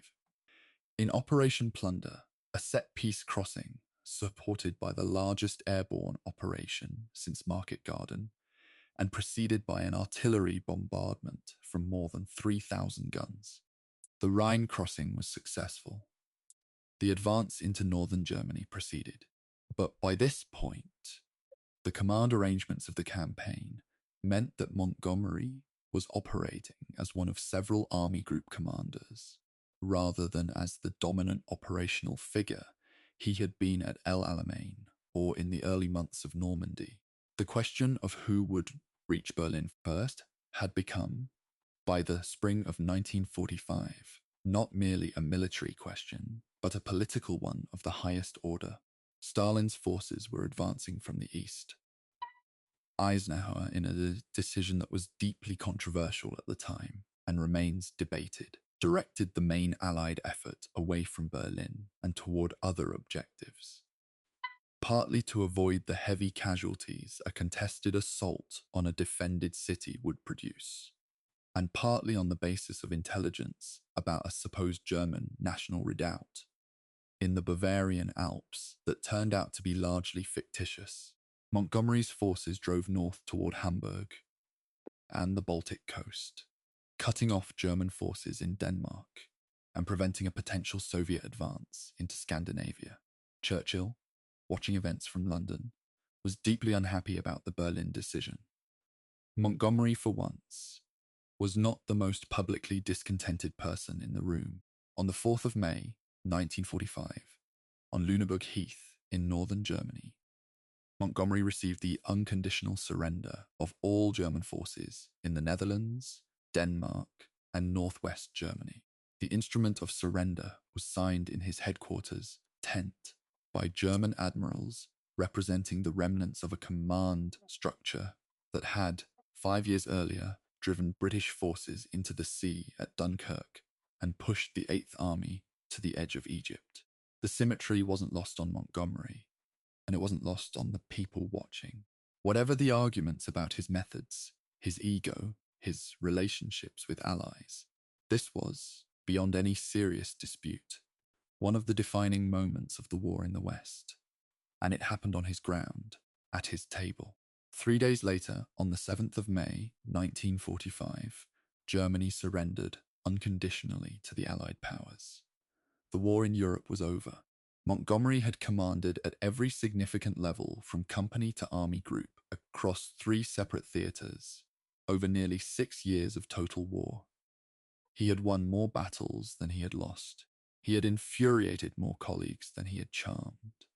And he was, at the moment of final victory, one of the most famous soldiers alive. What he did with that fame, and how it complicated what came next, is the subject of what follows. Chapter 9. The aftermath of victory. Victory in war rarely produces the clean resolution that the people who fought for it imagine it will. The end of the Second World War in Europe was not a moment of settling accounts and returning to clear normality. It was the beginning of a period of occupation, reconstruction, political recalibration, and institutional argument that made the business of actually winning the war look, in retrospect, almost straightforward. Montgomery, as the commander of British occupation forces in Germany, was at the center of some of the most consequential and least discussed decisions of the immediate post-war period. He was also, as was his custom, simultaneously achieving things and making enemies while doing so. He was appointed commander-in-chief of the British forces of occupation in Germany, and also given the role of British member of the Allied Control Council, the four-power body, American, British, French, and Soviet, that was nominally responsible for governing defeated Germany. The experience of working on the Allied Control Council brought Montgomery into direct contact with Soviet commanders for the first time, and his reactions to them were characteristically unfiltered. He found the Soviet representatives difficult, rigid in their positions, and apparently uninterested in the kind of cooperative management of occupation that the Western Allies preferred. He communicated these assessments with his usual directness, which was not always helpful in a diplomatic context, where the Western Allies were still publicly maintaining the fiction of a functioning four-power partnership. The physical condition of Germany in 1945 is something that the popular accounts of victory sometimes struggle to convey adequately. The country the Allies were now responsible for administering was in a state of near-total structural collapse. Cities destroyed, infrastructure gone, millions of displaced people moving across the landscape, food production severely disrupted, administrative structures dissolved or discredited by their association with the regime. Montgomery, as occupation commander, faced immediate decisions about the provision of basic necessities to a civilian population that had been, weeks earlier, an enemy. His instinct was administrative and practical. The population needed to be fed, sheltered, and given enough organizational structure to prevent the kind of disease and social breakdown that would complicate the long-term occupation. He pushed for pragmatic engagement with German administrative expertise in areas like municipal services, even where this meant working with individuals whose records under the previous regime were not entirely clean. In June of 1945, Field Marshal Montgomery was appointed Chief of the Imperial General Staff, the professional head of the British Army. He returned to London, installed himself in the imposing offices of the War Office, and immediately began a process of institutional reform that managed, within a remarkably short time, to create nearly as much internal turbulences as his wartime commands had generated externally. He was convinced, with some justification, that the British Army's command culture had structural weaknesses that the war had exposed and not corrected, and he set about addressing them in the manner he always set about addressing problems: directly, rapidly, and with minimal patience for the institutional inertia that opposed change. The post-war British Army was facing a challenge that went beyond doctrine or command culture. The massive wartime force was being rapidly demobilized. Budgets were contracting sharply, and Britain's strategic position was changing in ways that had profound implications for what kind of army the country actually needed. The empire was beginning, in places, to assert its independence. The Indian independence process was advancing. Palestine was a powder keg.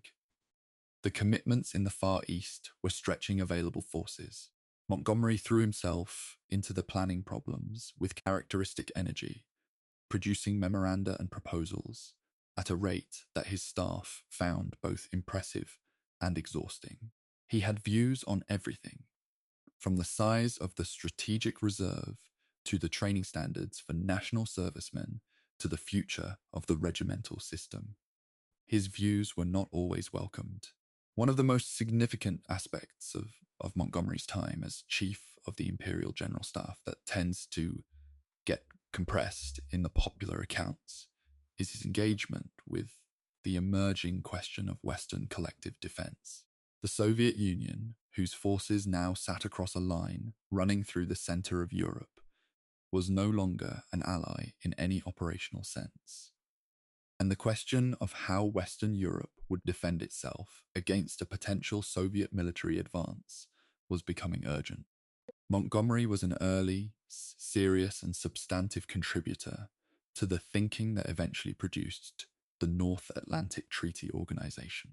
He understood, with a clarity, that some of his political superiors were slower to reach, that collective defense required genuine integration of military planning and command, not merely a political agreement with vague commitments, but an actual structure capable of directing combined military operations.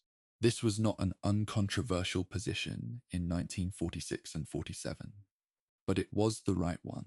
His personal life in this period was shaped by the death of his wife, Betty, who had died of blood poisoning in 1944 during the Normandy campaign, while Montgomery was fighting the battle that would determine the war in the West. Betty Anderson, formerly Mrs. Carver, had been a widow when Montgomery married her in 1927, and by all accounts their marriage was a genuinely happy one, in contrast to the difficult emotional landscape of his childhood. She died of an insect bite that became infected, a death of the kind that seems almost deliberately cruel in its arbitrariness. Montgomery received the news while commanding. He did not leave his command. He grieved, by all accounts, genuinely and deeply, but he grieved privately, and the work continued. His son David, who was young when his mother died, later described a father who found it very difficult to express the emotional interior that the public role required him to conceal. The relationship with his son is a thread that runs through Montgomery's post-war life with a particular kind of sadness. Not a dramatic sadness, not a literary tragedy, but the quieter sadness of a man who was capable of genuine care but wasn't, in the ordinary rhythms of family life, capable of expressing it in ways that the people he cared about could easily receive. He was better, in a sense, with soldiers than with family, because soldiers had a role within a structure, and the structure gave him a language for connection. Remove the structure, and the language became harder to find. This is a human failing so common, it barely deserves mention, except that in a man of Montgomery's power and public stature, it produced a particular loneliness that was visible to those who knew him well. By 1948, Montgomery had completed his time as chief of the Imperial General Staff and was appointed the first chairman of the Western Union Commanders-in-Chief Committee, essentially the top military post of the precursor organization to NATO. He was working in an environment of limited resources and imperfect political agreement on the specific problem of how Western Europe would actually fight a defensive campaign if the Soviet Union attacked. His thinking was bleak in its realism.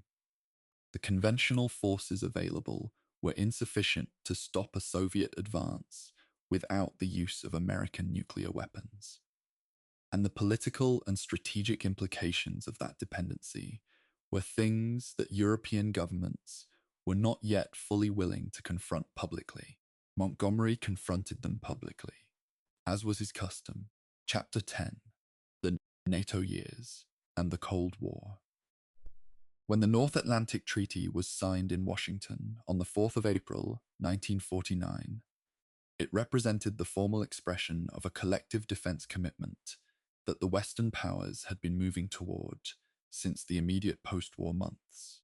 The treaty itself was a political document, carefully drafted, layered with diplomatic qualifications, designed to be ratified by democratic legislatures with varying degrees of enthusiasm for military commitments. What the treaty didn't contain was anything resembling a concrete military plan. That was the problem Montgomery had been thinking about for the better part of 3 years.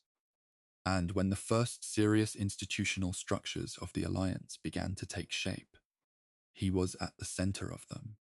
He was appointed Deputy Supreme Allied Commander Europe, dissect, in the alphabet of military acronym, in April of 1951, serving under General Dwight Eisenhower, who had returned from his post-war role to become the Supreme Allied Commander Europe. The relationship between them had by this point been through more stress tests than most professional partnerships survive, and yet they continued to work together. Eisenhower's post-war reputation had grown enormously. His political career was taking shape, and his personal style, patient, consensus-building, politically sensitive, was almost precisely the opposite of Montgomery's. And yet the two men maintained what Eisenhower described, in his own memoirs, as a relationship of genuine mutual respect.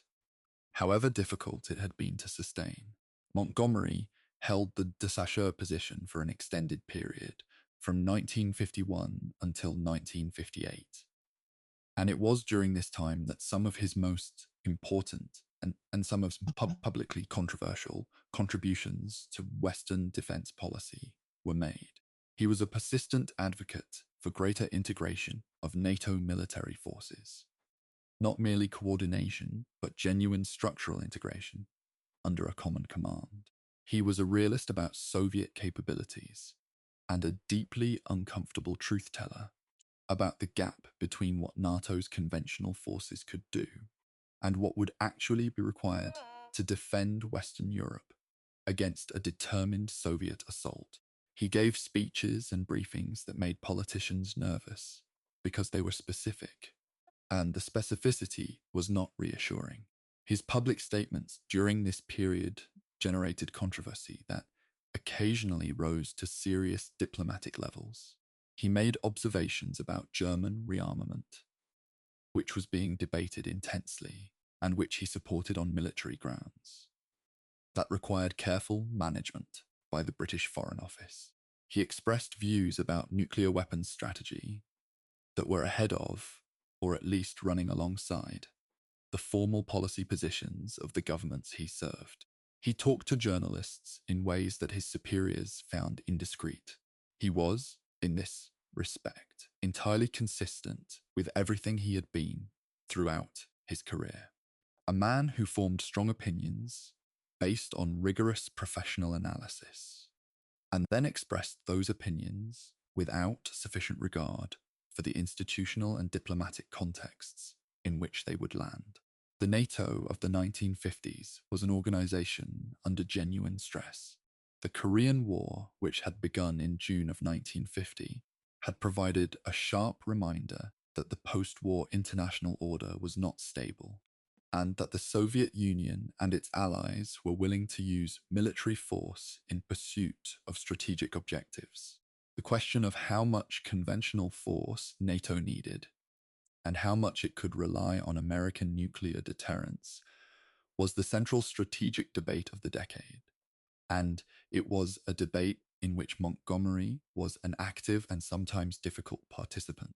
His position, roughly stated, was that NATO needed more ground forces, that the current commitments were inadequate, and that the political will to generate those forces was insufficient. He was not wrong exactly. He was also expressing these views in a manner that made coalition management harder, which undermined his own cause.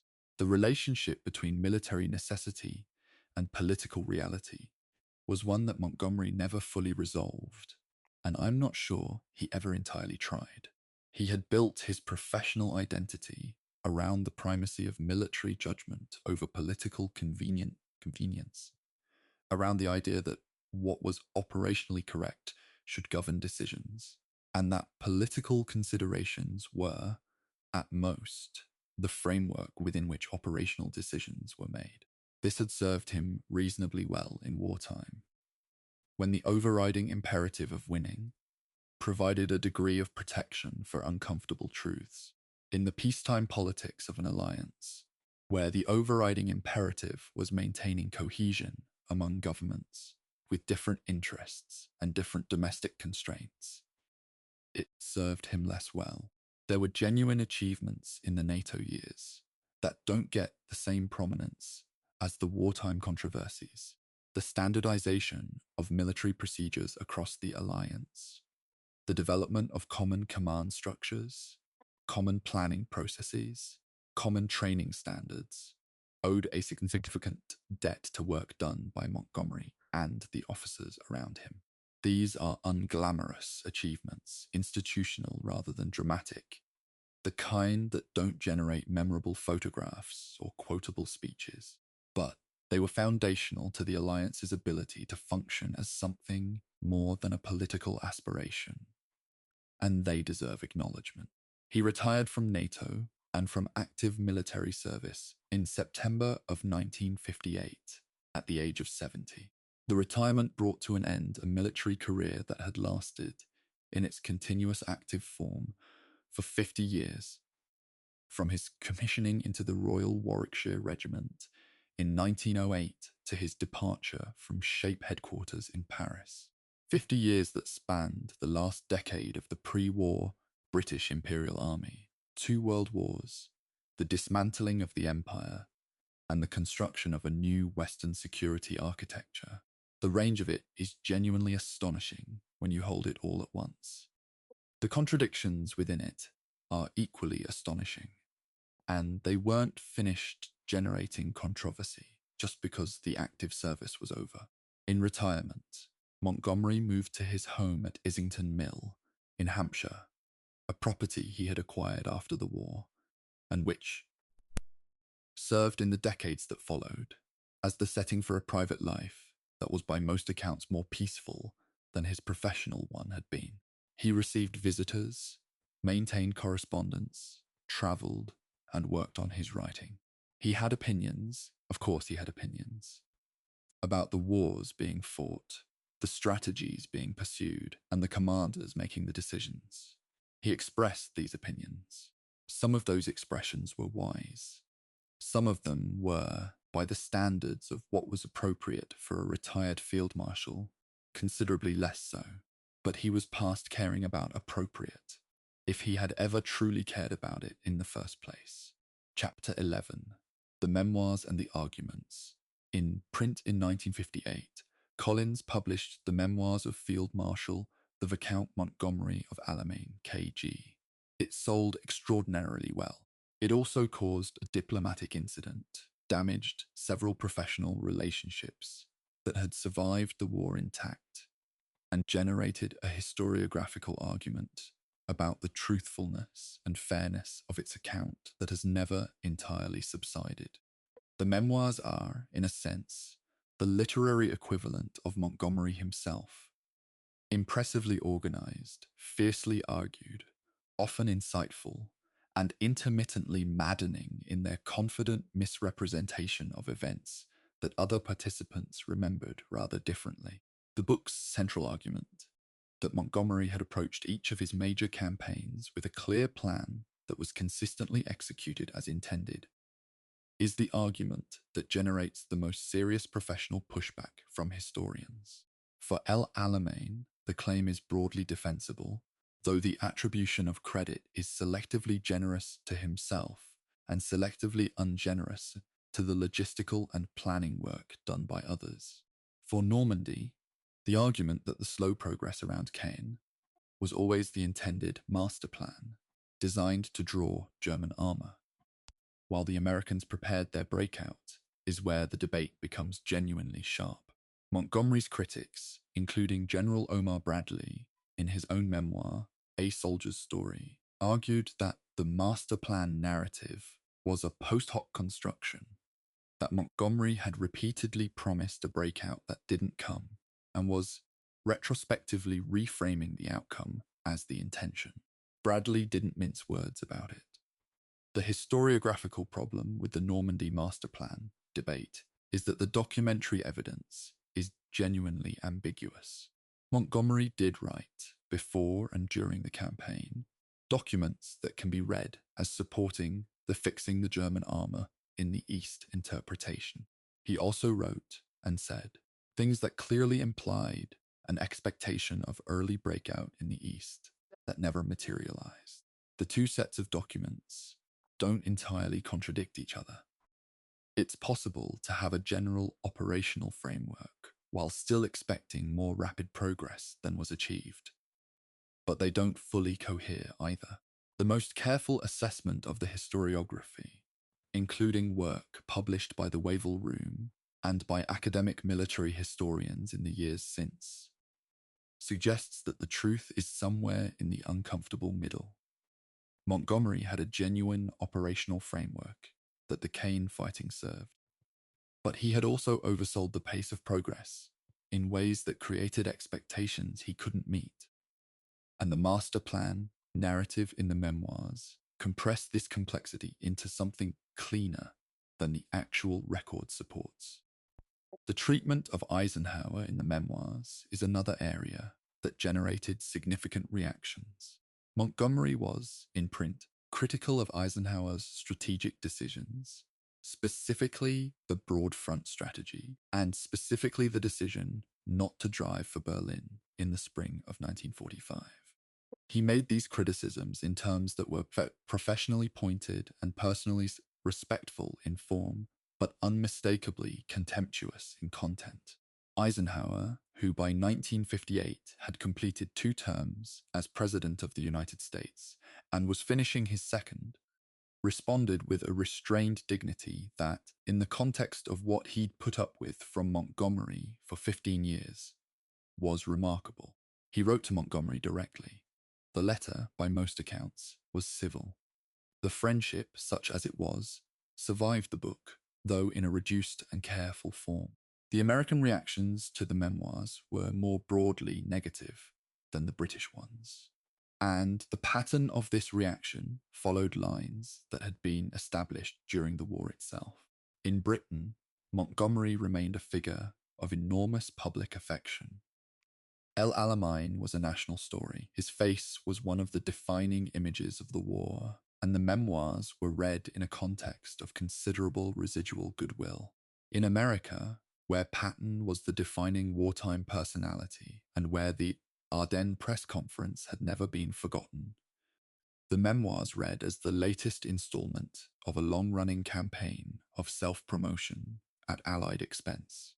Neither reading was entirely wrong. Neither reading was the complete picture. One of the things that the memoirs do, which their detractors sometimes fail to acknowledge, is provide a genuinely illuminating account of the practical business of commanding large forces in the field. Montgomery's descriptions of how he organized his headquarters, how he processed information, how he maintained his own psychological equilibrium during periods of intense operational pressure. These are substantive contributions to the professional literature of military command, and they've been read and studied by military officers for decades since.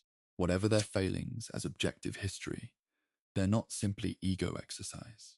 They're the product of a mind that had spent 50 years thinking seriously about what command actually required. And some of that thinking is worth reading. He published a second major work in 1968, A History of Warfare, which was a broad survey of military history from ancient times to the nuclear age.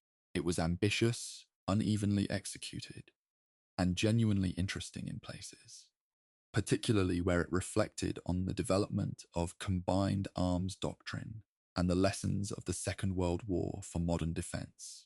Its less successful passages tended to be the ones where Montgomery allowed his confidence in his own judgment to override the evidence of the historical record, which is, in fairness, a failing shared by a great many people who write history with strong prior views about how it ought to have turned out. The memoirs and subsequent writings also engaged, with varying degrees of candor, with the question of what Montgomery's career had cost, personally, institutionally, and in terms of the relationships he had broken. There are moments in the memoirs where something like self-awareness surfaces, an acknowledgement that his manner had caused difficulties, that his communications had sometimes been counterproductive, that the relationships with Eisenhower and others had required more management than he had always provided. These moments are brief, and they're never followed by anything resembling real change in the book's overall register of self-assessment. But they're there, and I think they matter. They suggest that the man knew at some level what the cost of his personality had been. Whether knowing and not changing is better or worse than not knowing at all is a philosophical question I'll leave with you.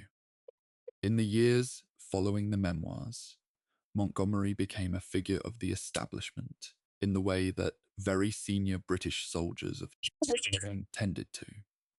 Sitting in the House of Lords as Viscount Montgomery of Alamein, offering opinions on matters of defence and foreign policy, occasionally causing controversy with statements that his peers found inappropriate. He lived into his late 80s, sharp in mind and direct in manner. He watched the war he had fought in recede into history, while remaining, himself, a living presence within it. The world he had helped to shape was changing around him. Decolonization, the Vietnam War, the civil rights movements, the cultural transformations of the 1960s. And his responses to these changes were not always what his admirers might have hoped. But that's a thread we'll pull more carefully in the chapter on his legacy. Chapter 12, The Commander's Mind, Doctrine, Method, and Meaning. I want to spend some time, before we reach the final assessment of Montgomery's legacy, looking carefully at something that gets less attention than the controversies, his actual professional method as a commander, the specific intellectual and organizational approach that produced his results, and what it tells us about military command at the highest level. Because I think this is where the most genuinely interesting material lives. And I think it's been somewhat buried under the weight of the personality arguments that have dominated the historical conversation. Montgomery operated according to a command philosophy that he articulated in various forms across his writings and his formal communications around three core principles. The first was the absolute necessity of a clear plan, a design for the operation that every subordinate understood, from Army Corps level down to the individual soldier. He believed with near religious conviction that a soldier who understood what was being attempted and why was a more effective soldier than one who was simply told to advance and overcome. This conviction drove his practice of speaking directly to the men under his command before major operations. Not pep talks in the motivational speech sense, but actual operational briefings delivered in accessible language. It was unusual. It was sometimes derided by more traditionally minded officers, and the evidence from multiple theatres suggests that it worked. The second principle was the necessity of adequate resources before action. Montgomery's refusal to attack until he judged his logistics and material position to be sufficient was the quality his critics called caution and his defenders called professionalism. The honest characterization is that it was both simultaneously. It was caution in the sense that he consistently chose lower risk at the cost of slower advance. It was professionalism in the sense that his logistical assessments were, more often than not, accurate, and the operations he launched on the basis of them succeeded. The counter-argument that a more aggressive exploitation of momentum might have produced faster and cheaper victories in North Africa, Normandy, and elsewhere is theoretically valid, but practically unverifiable. We don't know what a faster Montgomery would have cost. We know what the actual Montgomery cost and what he achieved. The third principle was the welfare and morale of the soldiers under command. Montgomery was not, in the popular sense, a beloved commander in the way that some of his peers were. He was respected, and his concern for the men was genuine, but it expressed itself practically rather than emotionally, through attention to supply, to training, to the specific conditions of service, rather than through warmth or personal accessibility. He believed that the relationship between a commander and his soldiers was a contract. The soldiers would accept the risks and hardships of their role if the commander demonstrated, by his actions rather than his words, that he was not spending their lives carelessly. This was a serious and humane professional commitment. It was also entirely consistent with the man who could be cold, dismissive, and cutting in his interactions with officers he considered inadequate. He wasn't trying to be liked. He was trying to be trusted. The question of how to evaluate his operational results against his methods has occupied military historians for decades, and the most careful recent scholarship, including work done by Jonathan Fennell on the 8th Army and the IWM's research on the Normandy campaign, tends to reach a nuanced rather than a verdict-shaped conclusion. Montgomery's methods were effective in the specific conditions they were designed for. The set-piece attritional battle against a prepared opponent, fought with overwhelming material superiority and meticulous logistical preparation. They were less well-suited to the fluid, fast-moving situation that armoured exploitation required. This is not a criticism of his intelligence or his courage. It's an observation about the kind of war he had been trained for, and the kind of war the Second World War sometimes, and especially in its final phase, demanded. The comparison with Patton is irresistible, and I've been avoiding it deliberately, because it's usually framed as a contest. Who was better? When the more interesting question is what the contrast between them reveals about the full range of military command. Patton was an operator of intuitive brilliance and extraordinary momentum, capable of making decisions at speed that consistently wrong-footed his opponents. He was also a logistician's nightmare, a diplomatist's horror, and a man whose battlefield instincts, while often correct, rested on a willingness to accept risks that occasionally led to serious operational difficulties. Montgomery was the inverse in almost every dimension. Neither of them was the complete commander. Neither of them could have been. The range of qualities required to excel in every phase of modern war is probably beyond any single individual. What they were, together, was a reasonably complete picture of the spectrum of effective military command. What distinguished Montgomery from the many other careful, methodical commanders of the war was not just his method, but his willingness to impose that method on institutions that resisted it. The reorganization of the Eighth Army in August of 1942, the reconsolidation of artillery, the standardization of mine clearing, the insistence that divisions would fight as divisions required authority and confidence to execute in the face of formed habits and entrenched practices. The expansion of the Normandy landing plan from 3 to 5 divisions required someone to make that argument forcefully and persistently until it was adopted. These were not passive achievements that would have happened without Montgomery. They required a specific kind of professional aggression, the aggression of a man who was so sure of his own analytical conclusions that he would accept professional unpopularity as the price of implementing them. The cost of that confidence, and we've traced it throughout this documentary, was the relationships it destroyed and the institutional friction it generated. The alliance with America was real, was necessary, and was genuinely damaged by Montgomery's conduct on multiple occasions. The trust of subordinates who were sacked without sufficient justification or criticized publicly when private correction would have served better was genuinely lost. The goodwill of colleagues who found his manner insufferable was squandered. These are not trivial costs in a coalition war, where the management of relationships is itself a form of operational capability. I find myself returning, when I try to assess Montgomery as a commander, to a distinction that the military theorist Martin van Creveld draws in his work on command, the distinction between a commander's ability to process information and make correct decisions, and his ability to communicate and inspire in ways that multiply the effectiveness of the force around him. Montgomery was, by any fair assessment, excellent at the first. He was selectively effective at the second, capable of it with soldiers and junior officers in specific contexts, incapable of it with peers and superiors in the coalition environment. The question of whether you can be a great commander while only being selectively effective at the second quality is one I don't think has a clean answer.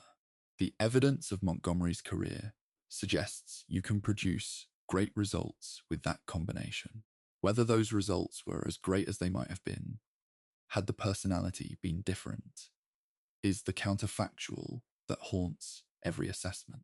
Montgomery was made a Knight of the Garter in 1946, awarded the Order of Merit, given honorary degrees by multiple universities, and received the formal acknowledgement of achievement from virtually every institution of the British establishment. He became Viscount Montgomery of Alamein in the 1946 honours. None of it appeared to satisfy him in the way that recognition usually appears to satisfy those who crave it. This is perhaps the most human thing about him, that the external validation that he seemed, by his behaviour, to be perpetually pursuing, never quite arrived in the form that resolved the hunger. The boy from the rectory who was not his mother's favourite, the wounded young captain whose grave was dug before he died, the field marshal who was never quite trusted with the authority he thought the record warranted. They're all the same person in the end, and that person is more interesting, more complicated, and more genuinely worth your time than either the hagiography or the dismissal ever quite managed to capture. Chapter 13. The Elder Statesman and His Controversies.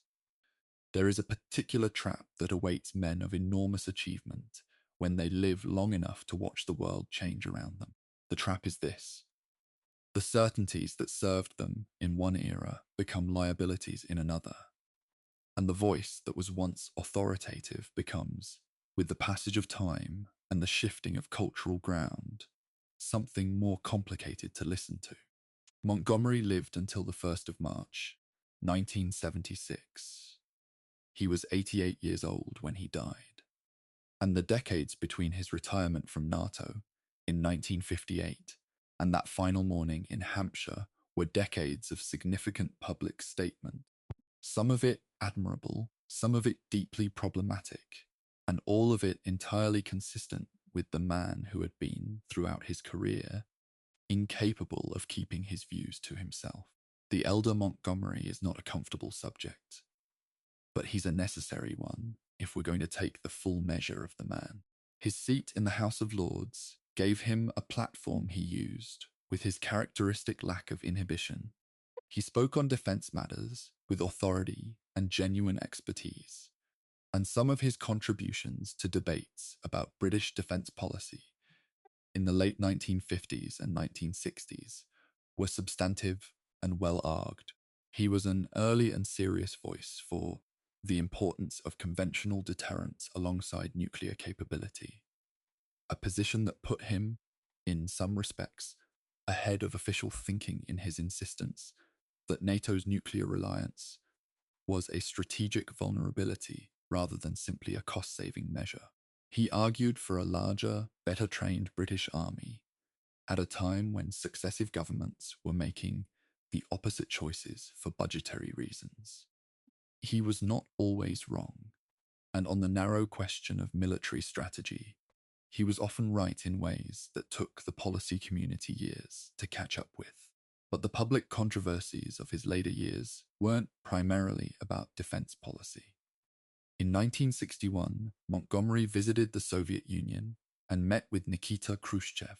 His public remarks afterward were incautious in ways that created problems for the British government, suggesting a degree of personal diplomacy that hadn't been authorized and expressing views about the Soviet leadership that were, depending on your perspective, either refreshingly direct or diplomatically catastrophic.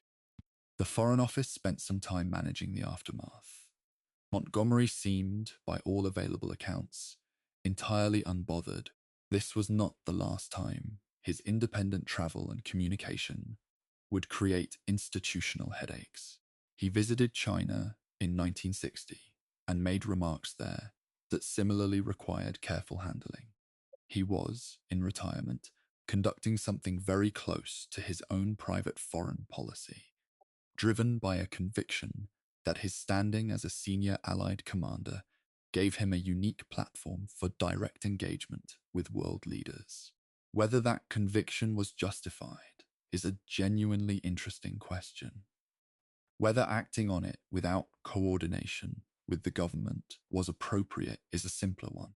The 1960s brought cultural and political changes to Britain that Montgomery found bewildering and, in some cases, offensive. He was a man formed entirely within the assumptions of Victorian and Edwardian England, shaped by a hierarchical, imperial worldview that had been the unquestioned operating framework of his upbringing and most of his adult life. The social upheavals of the 1960s, the challenges to class structure, the sexual revolution, the anti-war movement, the growing assertiveness of the independence movements across the former empire were not things he could easily accommodate. His public statements on some of these subjects were, by any standard, indefensible. He made statements about homosexuality, recorded in Hansard from debates in the House of Lords, that were not merely reflective of his time, but were actively harmful in the context of debates about the reform of laws that criminalized the private lives of gay men and women. He opposed those reforms. His language in doing so was cruel. I'm not going to soften this or contextualize it away. It was wrong, it caused harm, and the fact that it was consistent with the attitudes of many men of his class and generation doesn't make it any less wrong. It simply means that this particular failing was widely shared. His views on the independence movements across the former British Empire were similarly uncomfortable. He had served in Palestine, had commanded in Egypt, had thought seriously about the strategic implications of imperial decline. But the emotional and moral framework he brought to decolonization was one that struggled to grant the legitimacy of self-determination when it conflicted with what he saw as strategic necessity or civilizational order. He was not unique in this within his generation. He was, however, more vocal about it than many, and the combination of his public platform and his characteristic lack of diplomatic restraint meant that his views on these questions were on the record in ways that remain difficult reading. A fair assessment of Montgomery has to include this record alongside the military achievements, not to cancel one with the other, but because taking the full measure of a person means being willing to see all of them. There are moments in the later years where something more appealing surfaces.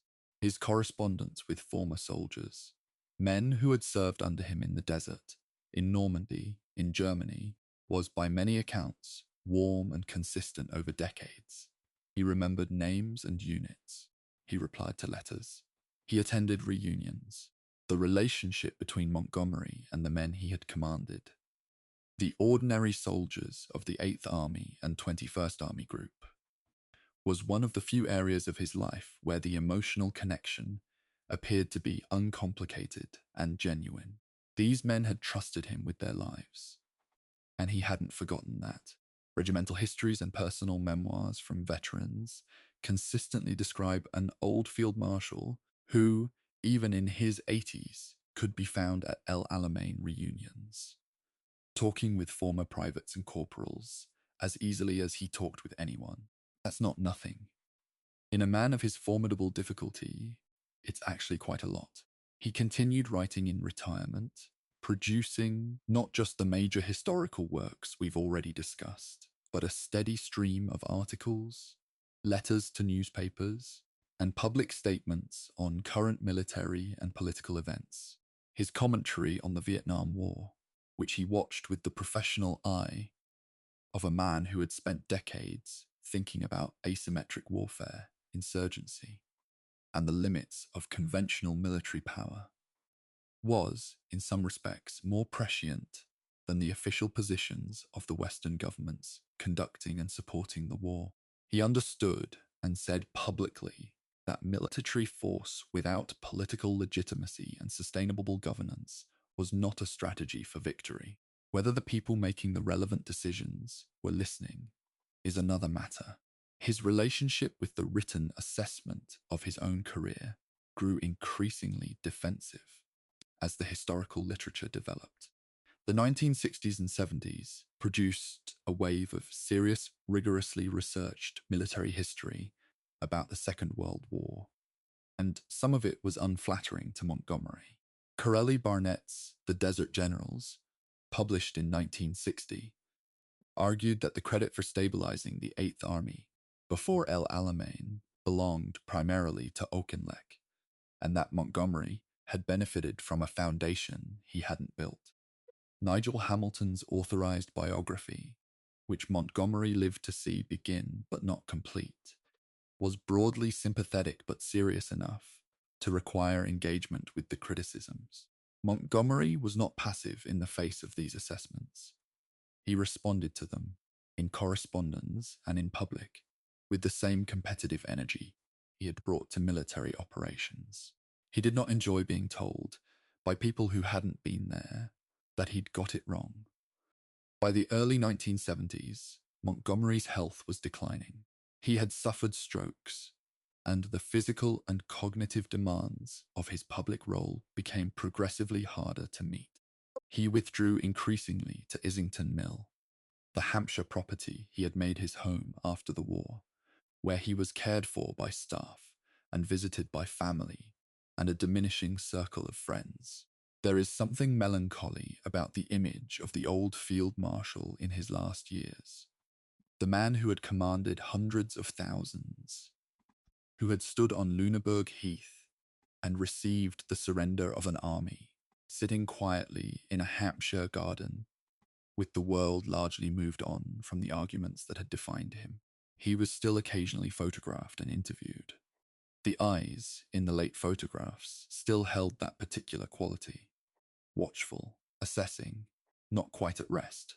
On the 1st of March 1976, Bernard Montgomery, 1st Viscount Montgomery of Alamein, Knight of the Garter, died at Islington Mill, He was 88 years old.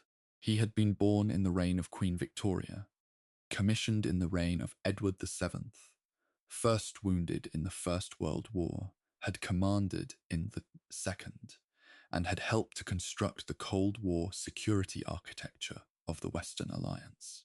The span of it, the sheer historical range of a single life, is one of the things that makes him genuinely difficult to contain within ordinary categories.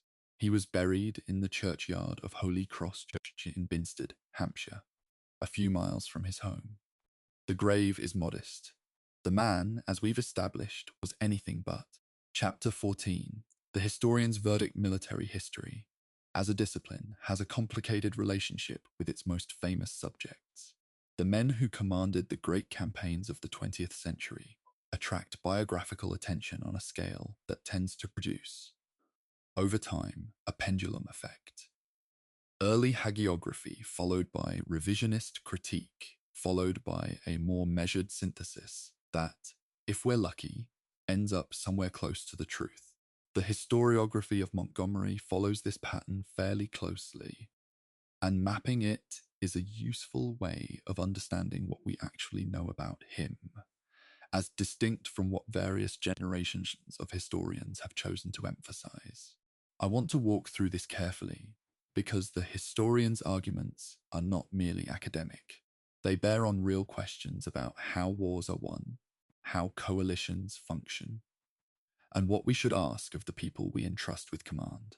The earliest assessments, written in the years immediately following the war, many of them by participants or near participants, were broadly admiring in the British tradition and broadly critical in the American one.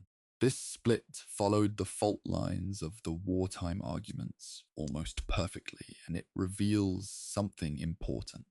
The initial historical record was heavily shaped by national perspective, personal relationships, and the specific investments each tradition had in particular narratives of the war. British histories of the North African campaign tended to treat El Alamein as a stroke of strategic genius.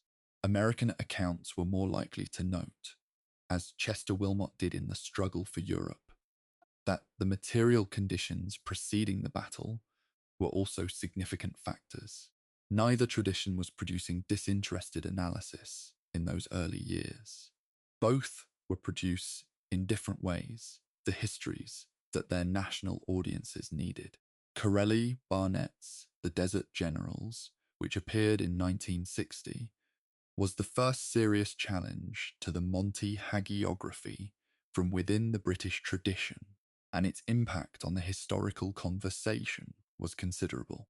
Barnett's central argument that Auchinleck had done the essential work of stabilizing the Eighth Army, and that Montgomery had arrived to take credit for a foundation he didn't build, was argued with rigor and with primary source evidence that couldn't simply be dismissed. Montgomery responded to Barnett with something between contempt and fury, which was, in a way, the most compelling possible evidence that the argument had connected. The historical community took Barnett seriously, and the conversation about El Alamein became, from that point, a more genuinely contested one. Whether Barnett overstated his case, and some subsequent historians have argued that he did, that the distinction between stabilization and decisive victory was more significant than he acknowledged, is a separate question from whether he was right to force the argument into the open. He was right to do that. The most substantial biography of Montgomery's military career was Nigel Hamilton's authorized 3-volume work, published between 1981 and 1986. Hamilton was given access to private papers and conducted extensive interviews, and the result was a work of genuine scholarship, detailed, rigorously sourced, and, while broadly sympathetic to its subject, not uncritical. Hamilton's treatment of the Normandy controversy was careful enough to acknowledge the genuine ambiguity in the documentary record, while ultimately supporting the interpretation that Montgomery had a coherent operational plan that the campaign broadly executed. This was contested by other historians, notably John Buckley, whose work on the British Army in Normandy engaged seriously with the question of whether the master plan narrative was retrospective rationalization. The debate between these positions has not been fully resolved, and I'm genuinely uncertain that it can be, given the nature of the available evidence. Jonathan Fennell's research, particularly his work on the Eighth Army's morale and fighting power during the Desert Campaign, has added an important dimension to the historical conversation that was largely absent from earlier treatments. By using systematic analysis of court-martial records, casualty data, surrender rates, and unit effectiveness measurements, Fennell was able to construct a quantitative picture of the Eighth Army's condition that both supported Montgomery's own assessment of the force he inherited and complicated the simpler narrative of a swift transformation under inspired leadership. The picture that emerges from this research is of an army with genuine structural and morale problems, a significant proportion of which predated Montgomery's arrival, and which his interventions genuinely began to address, but which continued to manifest in performance variations throughout the Desert Campaign and into Italy. This is the kind of granular, evidence-based history that takes seriously the complexity of military organizations as human institutions. And it's considerably more illuminating than the great commander transforms broken army narrative that simpler accounts prefer.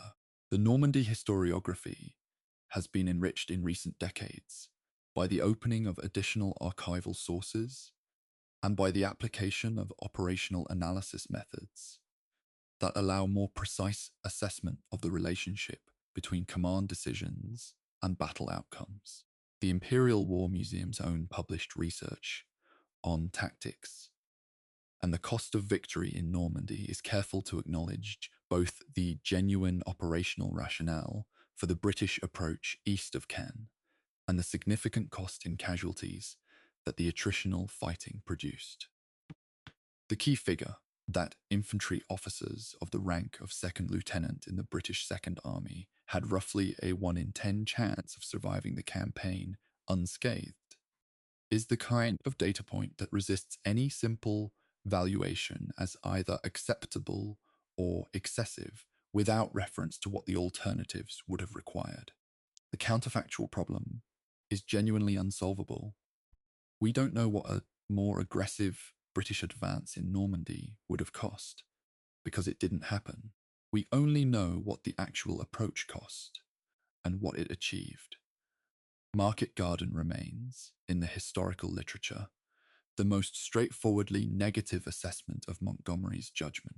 The Imperial War Museum's analysis of why the operation failed points to a combination of factors. The intelligence failure regarding the German armoured forces at Arnhem, the decision to use dropping zones that were too far from the bridge, the optimistic timeline for 30 Corps' advance, and the absence of adequate contingency planning for delays. What's significant is that most of these factors were within the command's ability to address and weren't addressed. The decision-making process, insofar as it can be reconstructed from the available records, shows a plan that was pushed forward against professional advice from some quarters, and with an optimism about the pace of execution that the operational realities didn't support. Montgomery's 90% successful assessment in his memoirs reads, "In the light of this analysis, not as a defensible professional judgment, but as evidence of a man genuinely unable to apply to his own failures the same analytical rigor he brought to everything else. The question of whether Montgomery's post-war NATO work deserves more credit than it typically receives is one where I think the historical record is genuinely underappreciated. The work done in the early 1950s on standardizing Allied military procedures, on developing the planning frameworks that allowed multinational forces to operate together, and on establishing the command structures that gave NATO its functional coherence, is the kind of institutional achievement that doesn't generate dramatic historical narratives. It doesn't have a Lüneburg Heath moment or an El Alamein morning, but the NATO of 1958 was a considerably more functional military organization than the NATO of 1949. And a significant part of that improvement came from the work done under Montgomery's tenure as dissector. The historians who focus exclusively on the wartime controversies miss this dimension of his contribution. The most recent generation of military historians has tended toward what might be called a contextualized assessment, one that evaluates Montgomery's decisions against the specific material, institutional, and human constraints he was operating within, rather than against an abstract ideal of aggressive command. This approach produces a more nuanced verdict. A commander whose methods were well suited to the conditions for which they were designed, whose operational achievements were real and significant, whose personal conduct damaged his own cause on multiple occasions, and whose legacy includes genuine intellectual contributions to the theory and practice of coalition warfare, alongside genuine failures of judgment and character. That's not a heroic verdict. It's not a damning one. It's the kind of verdict that serious history tends to produce when it does its job properly, and it's significantly more interesting than either the hagiography or the dismissal. I've been sitting with Montgomery's story for a long time now, and what I keep coming back to is this.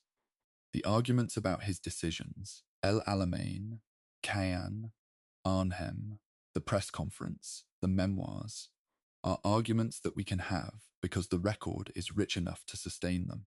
The richness of the record is itself a function of how seriously he took the documentation of his own work.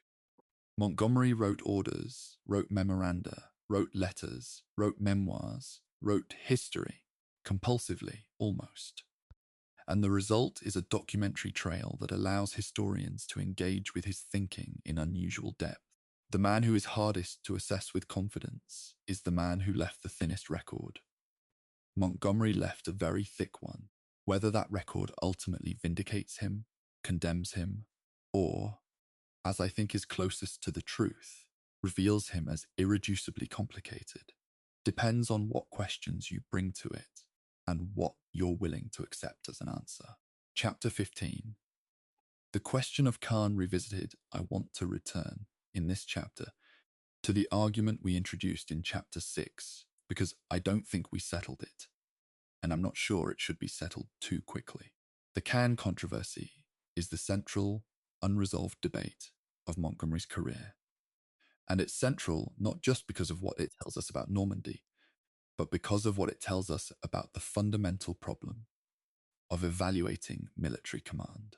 Did Montgomery intend to use the British and Canadian sector as the attritional hinge on which the Allied campaign would turn?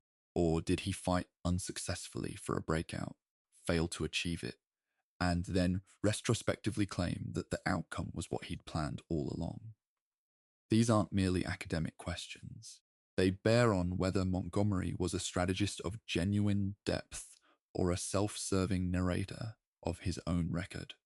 And they've been argued in the professional military literature for 8 decades without producing consensus. Let me lay out the strongest version of each position as carefully as I can.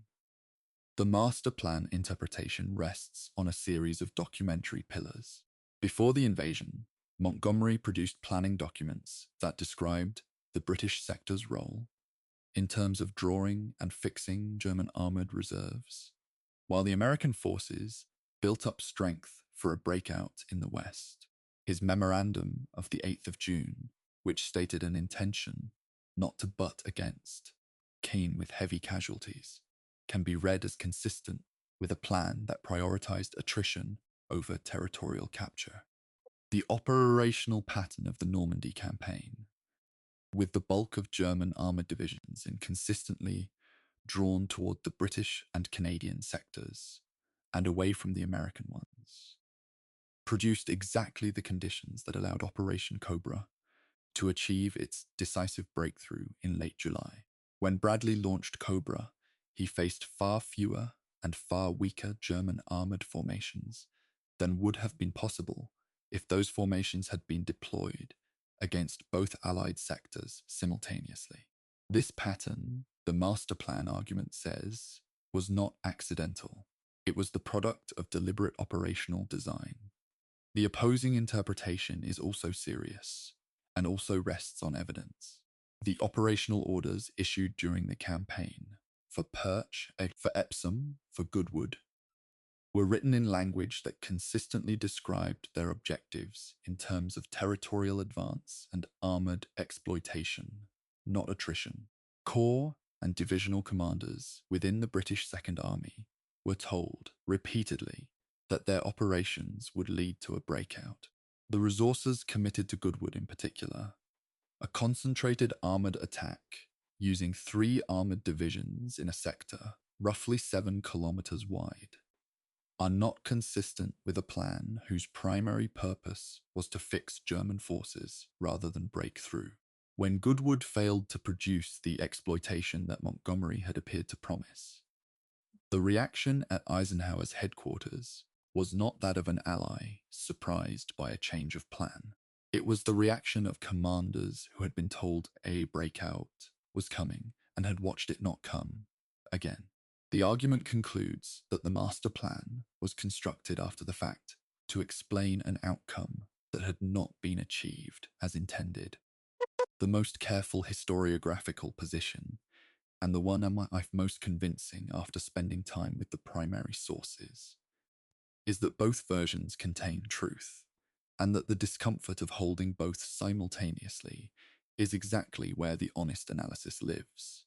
Montgomery did have a genuine operational framework in which the British sector's role was partly attritional. This is documented before the campaign began, and the logic of it is sound. He also, within that framework, genuinely hoped and expected for faster progress and earlier breakout than was achieved. When the breakout failed to materialize, he leaned on the attritional framework to explain the outcome, not necessarily inventing it, but certainly emphasizing it more than he might have if Goodwood had succeeded. The memoirs then took this emphasis and converted it into a cleaner, more confident narrative of deliberate design than the messy reality supported. This is not a uniquely Montgomeryan failing. It is what commanders do when they write about their own campaigns. The question is one of degree, and on that question, reasonable historians continue to disagree. What this debate reveals about military command more broadly is worth articulating clearly. In the fog of an active campaign, the distinction between this is what I planned and this is what I'm adapting to is genuinely difficult to maintain. Senior commanders hold multiple concurrent intentions: what they want to achieve, what they'll settle for, what they'll claim to have intended if what they wanted doesn't materialize. The process of strategic command is not the orderly execution of a pre-formed plan. It's a continuous negotiation between intention and circumstance, with the narrative being constructed in real time, as much as after the fact. Montgomery was perhaps more systematic than most in his pre-battle planning, and therefore had a better documented planning record to point to when defending his decisions. But the gap between planning and execution, and between execution and subsequent narrative, is a gap that exists in every campaign. Normandy is simply a case where that gap is unusually well documented and unusually heavily contested. I want to introduce a perspective here that doesn't always enter the Kane debate from the British side. The Canadian forces, the 3rd Canadian Division, and subsequently the entire 2nd Canadian Corps, fought in the Cannes sector throughout the Normandy campaign and absorbed casualties at a rate that, per capita, was among the highest of any Allied formation in the theatre. The battles for Carpiquet Airfield, for Caen itself, for Verrières Ridge, for Falaise, These were fought primarily by Canadian soldiers, and they were extraordinarily costly. The Canadian historical and public memory of Normandy carries this weight in a way that the British popular memory sometimes doesn't fully register. Any assessment of the Caen campaign that focuses exclusively on the British-American command arguments without acknowledging what the Canadian formations experienced and contributed is, at minimum, incomplete. The debate about Montgomery's intentions and his master plan looks rather different when you are accounting for the several thousand Canadian dead that the attritional strategy cost. The relationship between Montgomery and the Canadian commanders is itself an underexplored area of the Normandy historiography. General Henry Crerar, who commanded the 1st Canadian Army, had a working relationship with Montgomery that was professional but not warm, and their interactions on several occasions during the campaign reflected tensions that went beyond mere personality differences into questions of operational authority and national military identity. Canada was not a subordinate element of the British Army.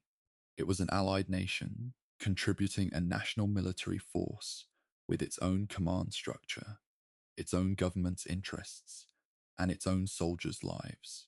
The management of that relationship within the coalition framework that Montgomery commanded was a dimension of his role that he handled with less sensitivity than the situation required. This is consistent with his general approach to coalition relationships. It was also, in the specific case of Canada, a failure with a particular kind of cost. The post-war relationship between the British and Canadian historical treatments of Normandy has been, over the decades, a productive one, with Canadian military historians, including Terry Kopp, whose work on the Canadian Army in Normandy is among the most rigorously researched in the field, contributing significantly to a more complete operational picture. Kopp's work, in particular, engages seriously with the question of how the Canadian formations performed under the tactical and operational conditions they faced, and his analysis complicates the simple Allied forces were sluggish at Caen narrative by demonstrating that the German defensive positions in the sector were among the strongest anywhere on the Western Front, that the terrain amplified the advantage of the defender, and that the casualties taken were, in some respects, the price of the defensive fixation that allowed Cobra to succeed. This doesn't answer the question of whether a better plan could have achieved the same strategic result at lower cost. It does push back against the simplest versions of the Montgomery was too slow argument by restoring the enemy to the picture, something that purely command-focused histories tend to forget. The 70-kilometer advance from the Normandy beaches to the Seine, accomplished in roughly 80 days from D-Day, is the metric that the critics of Montgomery's pace in Normandy tend to find most damning. The 70-kilometer advance that was supposed to happen in the first days of the campaign, according to some pre-invasion planning assumptions, didn't happen. But those pre-invasion planning assumptions were, in retrospect, optimistic to the point of unrealism. They underestimated the strength of German resistance, underestimated the difficulty of the bocage terrain, and overestimated the pace at which Allied logistics could support a rapid advance through an area whose road and rail infrastructure had been systematically destroyed by Allied bombing in the lead-up to D-Day. The gap between planned and actual progress was real. Whether it was a failure of command or a natural result of the conditions the campaign actually faced is a question that the planning record alone cannot answer. What I take away from the Caen debate and from the wider Normandy's historiography is something about the nature of operational command at the highest level. The commanders who succeeded in the Second World War, those who achieved their strategic objectives at acceptable cost, were not the ones who had cleaner plans or faster instincts or braver spirits. than those who failed. They were the ones whose assessment of what was achievable, given what they had, was most closely calibrated to the reality of the operational environment. Montgomery's calibration in Normandy was, by the standards of what was ultimately achieved, broadly correct. The lodgment was established, the German armoured reserves were consumed, the breakout happened, Paris was liberated. Whether a better calibrated commander could have achieved those results faster and at lower cost is the question that will never have a definitive answer. It is, in the end, the question that the Cain controversy always was. Not a question about what happened, but about what might have. Chapter 16. Rommel and Montgomery. The mirror image.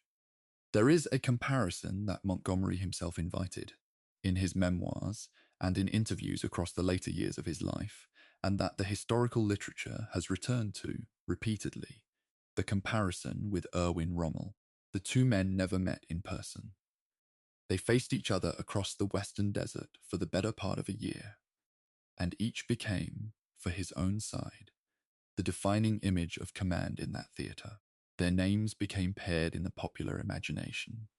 The Desert Fox and the Desert Rat's General, the embodiment of a personal duel conducted through the movement of armies across hundreds of miles of sand.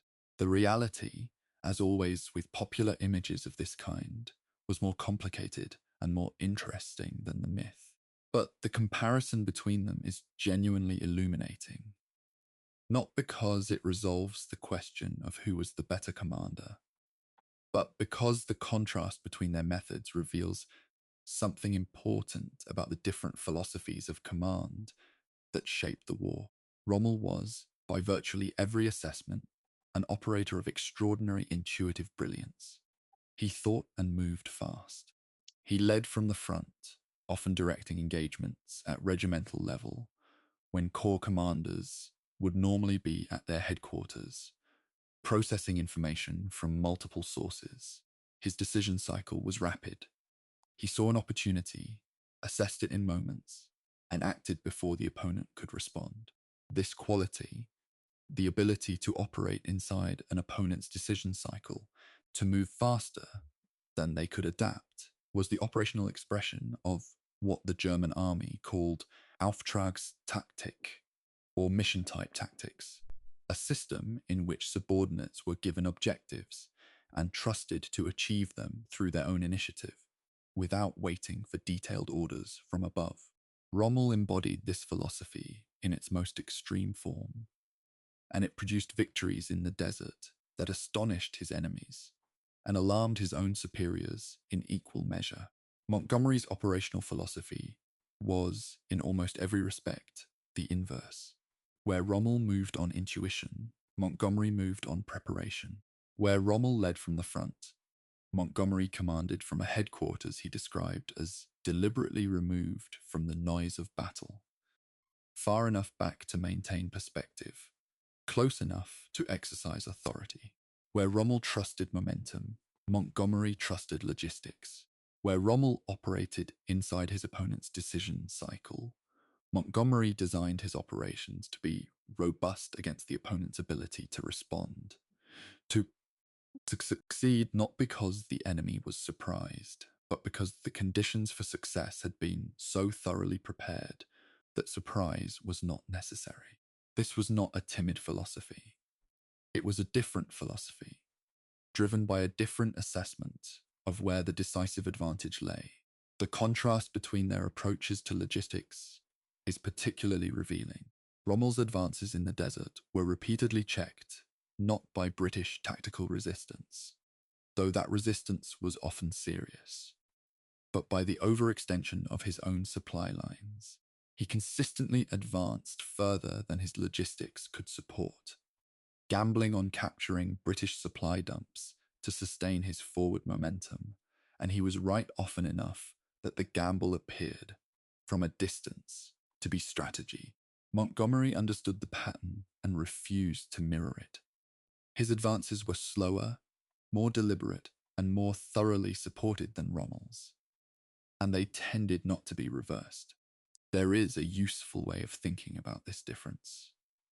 Rommel was playing for the decisive blow, the single engagement that would collapse the opponent's will.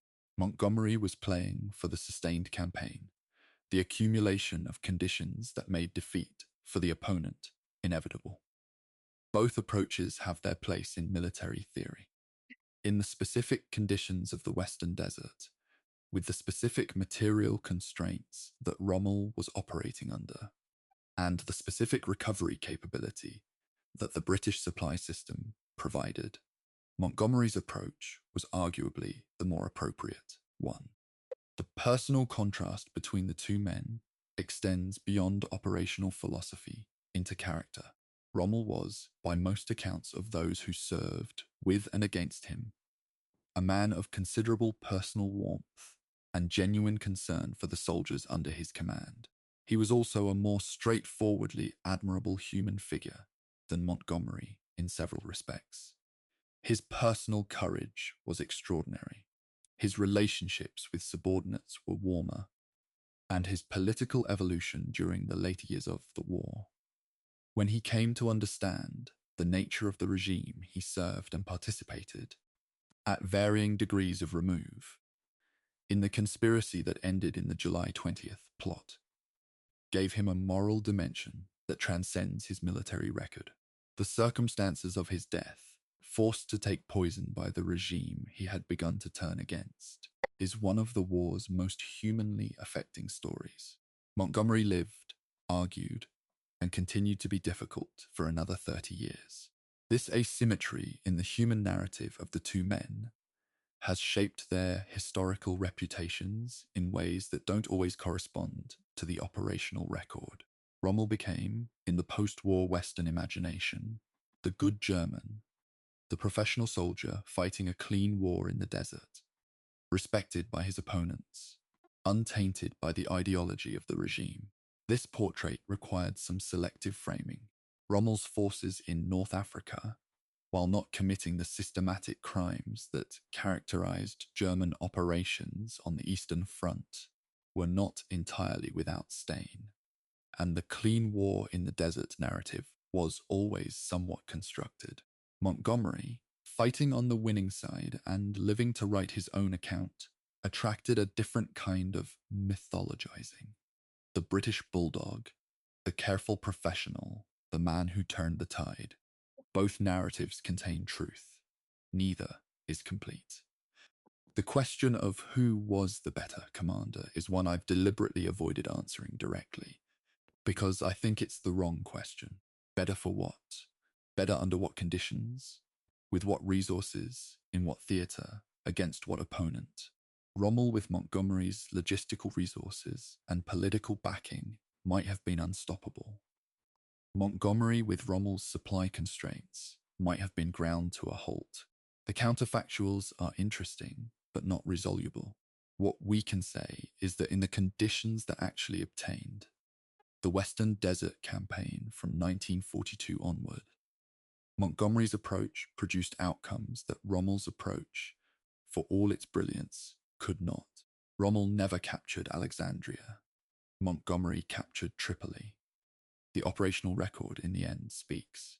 There is a particular postscript to the Montgomery-Rommel comparison that I find genuinely moving, and that I want to include because it humanizes both men in a way that the operational analysis doesn't quite manage. When Rommel died in October of 1944, forced by the Nazi regime to take his own life in exchange for his family's safety, Montgomery was fighting the battle in Normandy that would determine the war in the West. He learned of the circumstances of Rommel's death as more information emerged in the months following the war's end, and his public statements about his former opponent were, by the standards of his usual discourse, remarkably generous. He called Rommel a great soldier. He acknowledged that the Desert Campaign had been fought by men of quality on both sides. This was not empty courtesy from a man incapable of it. It was a professional's acknowledgement that the opponent across the sand had been, whatever else, worthy of the contest. The legacy of the Desert Campaign and of the Montgomery-Rommel confrontation at its heart is one that has survived remarkably well in both the British and German national memories. Alamein is still commemorated annually. Veteran associations maintained the memory of the Desert Campaign for decades after the war. The mutual respect between former opponents, the kind of professional acknowledgement that soldiers sometimes extend to each other across the lines of national enmity, is one of the more affecting features of the post-war relationships that the desert veterans cultivated. Montgomery attended some of these gatherings. He was, in those contexts, something different from the difficult coalition partner and the arrogant self-promoter of the wartime record. He was a soldier acknowledging other soldiers. And that, in the end, may be the most honest image we have of him. Chapter 17. What the Army learned. Military institutions at their best are learning organizations, capable of absorbing the lessons of their experiences and changing their behavior accordingly. The British Army of the Second World War was, in many respects, a better army in 1945 than it had been in 1939, and the process by which it improved was not linear, not painless, and not always managed well. Montgomery was, throughout that process, one of the most significant agents of institutional change, sometimes constructively, sometimes destructively, and always in a manner that left nobody around him entirely neutral. What the Army learned during his tenure and what it failed to learn is worth examining carefully, because it connects the specific story of one man's career to the broader question of how military institutions develop and evolve under pressure. The doctrine of all arms cooperation, the integration of infantry, armor, artillery, and engineering in combined operations, was one of the areas where British practice improved most significantly during the war, and Montgomery's contribution to this improvement was real. His insistence, from the moment he took command of the Eighth Army, that formations would fight as integrated combined arms teams rather than as dispersed single-arm groups, was a doctrinal position he pushed consistently and enforced institutionally. The evidence from the Wavell Room's analysis of the Eighth Army's preparation for El Alamein shows that this change was already producing results within months of his arrival. The centralizations of artillery fire under Army-level direction, the standardization of mine-clearing procedures, and the reorganization of logistics to support sustained rather than opportunistic operations were all generating measurable improvements in combat effectiveness. These weren't abstract doctrinal improvements. They showed up in the battle outcomes. The development of what we might call information culture within the British Army, the systematic collection, processing, and distribution of intelligence about the enemy, was another area where the Eighth Army under Montgomery made significant advances. The relationship between operational commanders and the intelligence staff improved substantially, with greater priority given to the systematic analysis of prisoner interrogations, signals, intelligence, and aerial reconnaissance. The famous Ultra Intelligence, the product of the code-breaking operation at Bletchley Park, was being received and processed within the Desert Command structure with improving efficiency. Montgomery was not the architect of Ultra, but he was a commander who understood how to use intelligence without being enslaved by it. And the culture of systematic intelligence assessment he promoted in his headquarters influenced how subsequent commanders in the theatre operated. The relationship between training standards and operational performance was a lesson that Montgomery had been trying to teach the British Army since his post-Dunkirk years in Southern Command, and the evidence of the war bears out his core argument. The formations that performed most consistently in the field were those that had been most thoroughly trained in the specific tasks they were required to perform under fire. This sounds almost tautological until you appreciate how much resistance there was within the military culture of the time to the kind of exhaustive, demanding, deliberately realistic training that Montgomery insisted upon. There were traditions of officer selection, unit identity, and regimental culture that sat us comfortably with the notion that professional competence required constant, measurable testing. Montgomery pushed against those traditions consistently, and the army that emerged from the war was, in its training culture, a rather different institution from the one that had retreated to Dunkirk. The lessons about coalition management were more mixed, and here Montgomery's influence was less constructive. The specific practices of inter-allied command, the protocols for sharing information, the systems for deconflicting national military structures, the diplomatic sensitivities required for managing combined operations, were areas where the British Army's institutional learning during the war was constrained by the failures of its most prominent commander.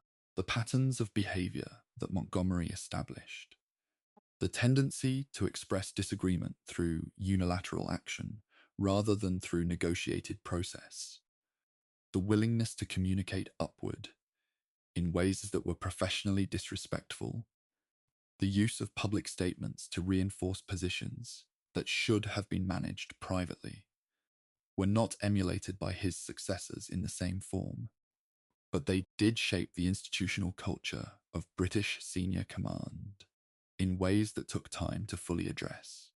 The question of how the British Army managed the relationship between commanders and the media is one that Montgomery's career illuminates particularly clearly. His press conference after the Ardennes, which we discussed in Chapter 8, was the most damaging single public communication of his career, and it produced a lasting change in how British senior officers thought about their public roles.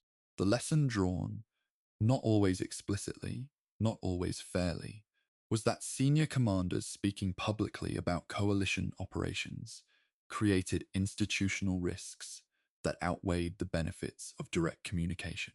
This produced, in the decades after the war, as a somewhat more guarded and media codicious institutional culture that was, in some ways, an overcorrection from the specific failure of one press conference. Montgomery had made it more difficult by his example for his successors to communicate openly about their work, because the memory of what could go wrong was so vivid. The development of logistics doctrine within the British Army, the systematic thinking about how to sustain military operations over extended distances and time, was an area where Montgomery's influence was entirely positive and where the lessons were most cleanly absorbed. His insistence on adequate supply before action, his attention to the specific numbers, what was available, what was needed, what the gap was, rather than the general optimism that had characterized earlier British operations, represented a maturation of institutional practice that persisted well beyond his own command tenure. The logistics doctrine of the post-war British Army bore the marks of the lessons learned in the desert and in Normandy, in ways that officers who served under Montgomery and then went on to senior positions in the later army carried with them. Perhaps the most important institutional lesson of Montgomery's career, and the one that the British Army was slowest to formalize, was the relationship between command culture and casualty consciousness. Montgomery's deep reluctance to accept heavy casualties without proportionate military gain, his insistence on preparing the conditions for success rather than gambling on momentum, and his documented attempts to achieve campaign objectives through firepower and maneuver rather than through the mass infantry sacrifice that had characterized the First World War. These reflected a specific moral stance about the value of the lives under his command that had practical military significance. Armies that take heavy casualties without corresponding achievement, tend, over time, to lose the confidence of the soldiers in them and of the societies that sustain them. Montgomery understood this in a way that not all of his contemporaries did, and the care he took with the lives of his soldiers. However imperfect the record was in specific operations, reflected a genuine professional ethic that deserves acknowledgement alongside the operational criticisms. By the time Montgomery retired, the British Army had fought its way through the largest war in history, had managed the transition from global empire to Cold War alliance structure, and had begun the long process of adapting to a strategic environment to find nuclear deterrence and limited conventional commitments. The army that emerged from this process was shaped, in important ways, by the man who had commanded it at its highest moment of effort, not shaped as he might have wished. His arguments for a larger, better resourced force were never fully won, but shaped in its doctrine, its training culture, its understanding of what combined arms warfare required, and its instinct for thorough preparation over opportunistic action. These are legacies that don't photograph well. They don't generate dramatic moments, but they're real and they endure. Chapter 18. What Montgomery means now. We've been sitting together in this study for a long time now, across nearly 4 hours of narration, across 6 decades of one man's career, through the desert and the bocage and the cold boardrooms of the emerging NATO alliance. I want, in this final chapter, to do a little different from the historical analysis that has carried us here. I want to ask what Bernard Montgomery actually means, not to the historians who argue about his decisions, not to the veterans who served under him, not to the American generals who found him insufferable, but to us sitting in the present, trying to understand what we can usefully learn from a life this complicated and this consequential. The first thing Montgomery means, I think, is something about the nature of professional preparation, the thread that runs through every phase of his career, from the young staff officer absorbing the lessons of the First World War to the commander, who spent months preparing the Eighth Army before El Alamein, to the NATO official pushing for concrete planning rather than vague political commitment, is an absolute conviction that preparation is not timidity, but professionalism. In a culture that has always tended to romanticize the inspired improvisation, the bold gamble, the brilliant stroke of intuition, Montgomery was a sustained argument for the unglamorous opposite, that the work done before the battle matters more than the decisions made during it, that logistics is strategy, that the commander who arrives knowing the most and has prepared the most thoroughly will, more often than not, defeat the commander who arrives faster and acts more boldly. This argument has not become less true with the passage of time. The second thing he means is something about the costs of a particular kind of character in positions of shared power. Montgomery was a brilliant, difficult man who operated with institutional authority in an environment that required coalition partnership. His failures in that environment, the damaged relationships, the press conference, the memoirs that reopened wounds, the public statements that contradicted diplomatic necessity, were not random or unlucky. They were the predictable products of a character that had never learned, or never chosen to learn, how to hold its own certainties lightly enough to make space for the certainties of others. In a war that was won by an alliance, and in a peace that was secured by an alliance, this was not a small failing. The lesson isn't that brilliant people should suppress their convictions. It's that people operating within coalitions need a different instrument for expressing those convictions than the one Montgomery preferred, and that the failure to develop that instrument has real consequences, not just for relationships, but for outcomes. The third thing he means is something about the relationship between achievement and acknowledgement. The way that the hunger for recognition, when it's too naked, too relentless, too present in every public statement and every professional communication, ultimately undermines the very thing it's trying to secure. Montgomery wanted, above everything, to be recognized as the most significant Allied ground commander of the Second World War. He may, in some operational respects, have had a case. He destroyed it by making the case too loudly, too consistently, and with too little regard for the dignity of the colleagues whose contributions his narrative required him to diminish. The irony is that the commanders he tried to diminish, Eisenhower, Bradley, Patton, are remembered today with a clarity and a warmth that the historical treatment of Montgomery rarely quite achieves. The need to be seen as the best is often the thing that makes it hardest for others to see you clearly. The fourth thing he means is something about how history treats its complicated figures.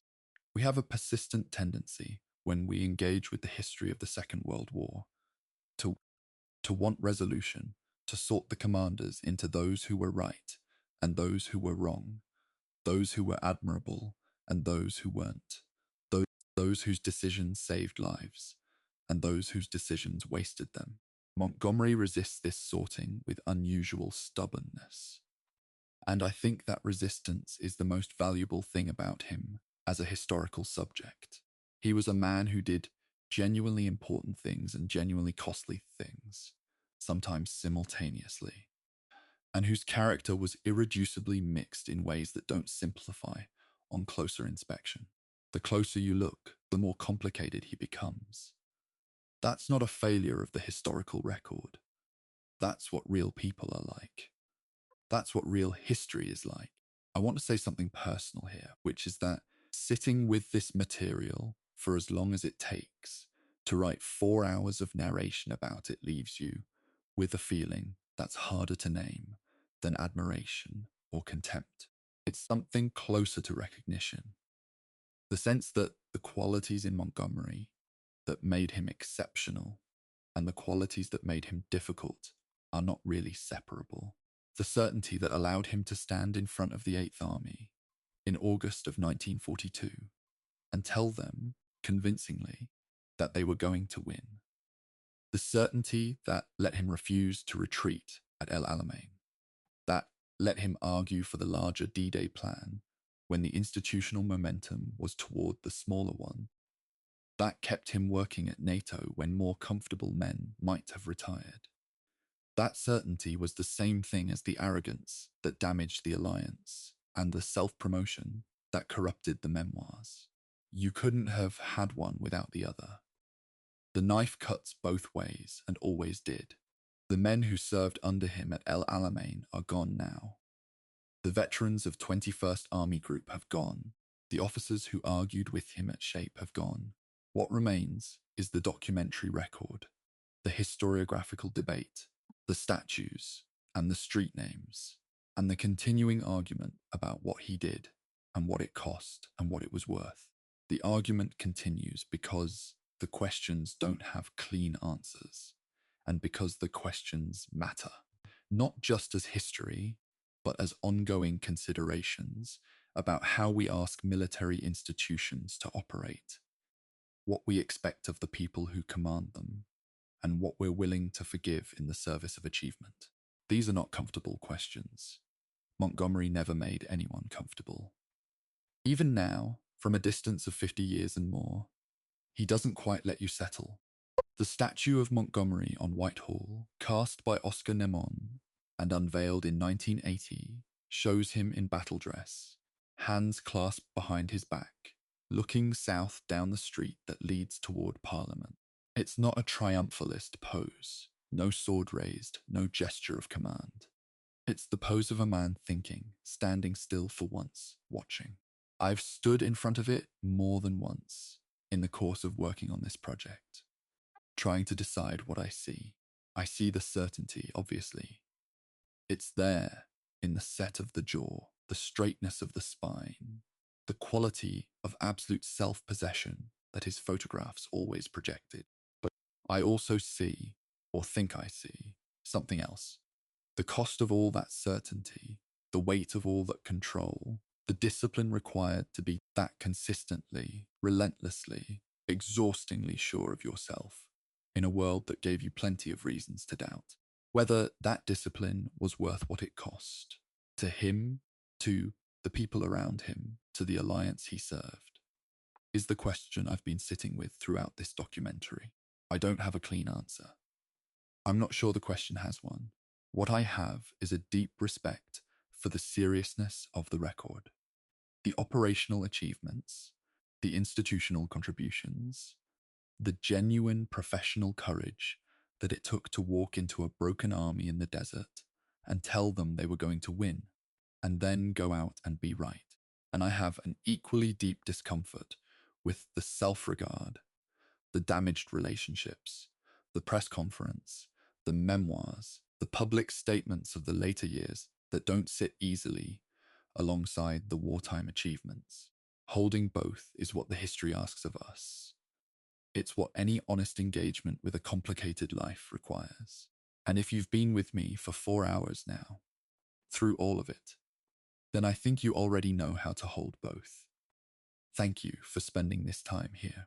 If something in these chapters changed how you think about Montgomery, or about command, or about the way we tell stories of the Second World War, I'd genuinely like to know. Leave a comment. Start an argument in the thread. Tell me where you think I got it wrong.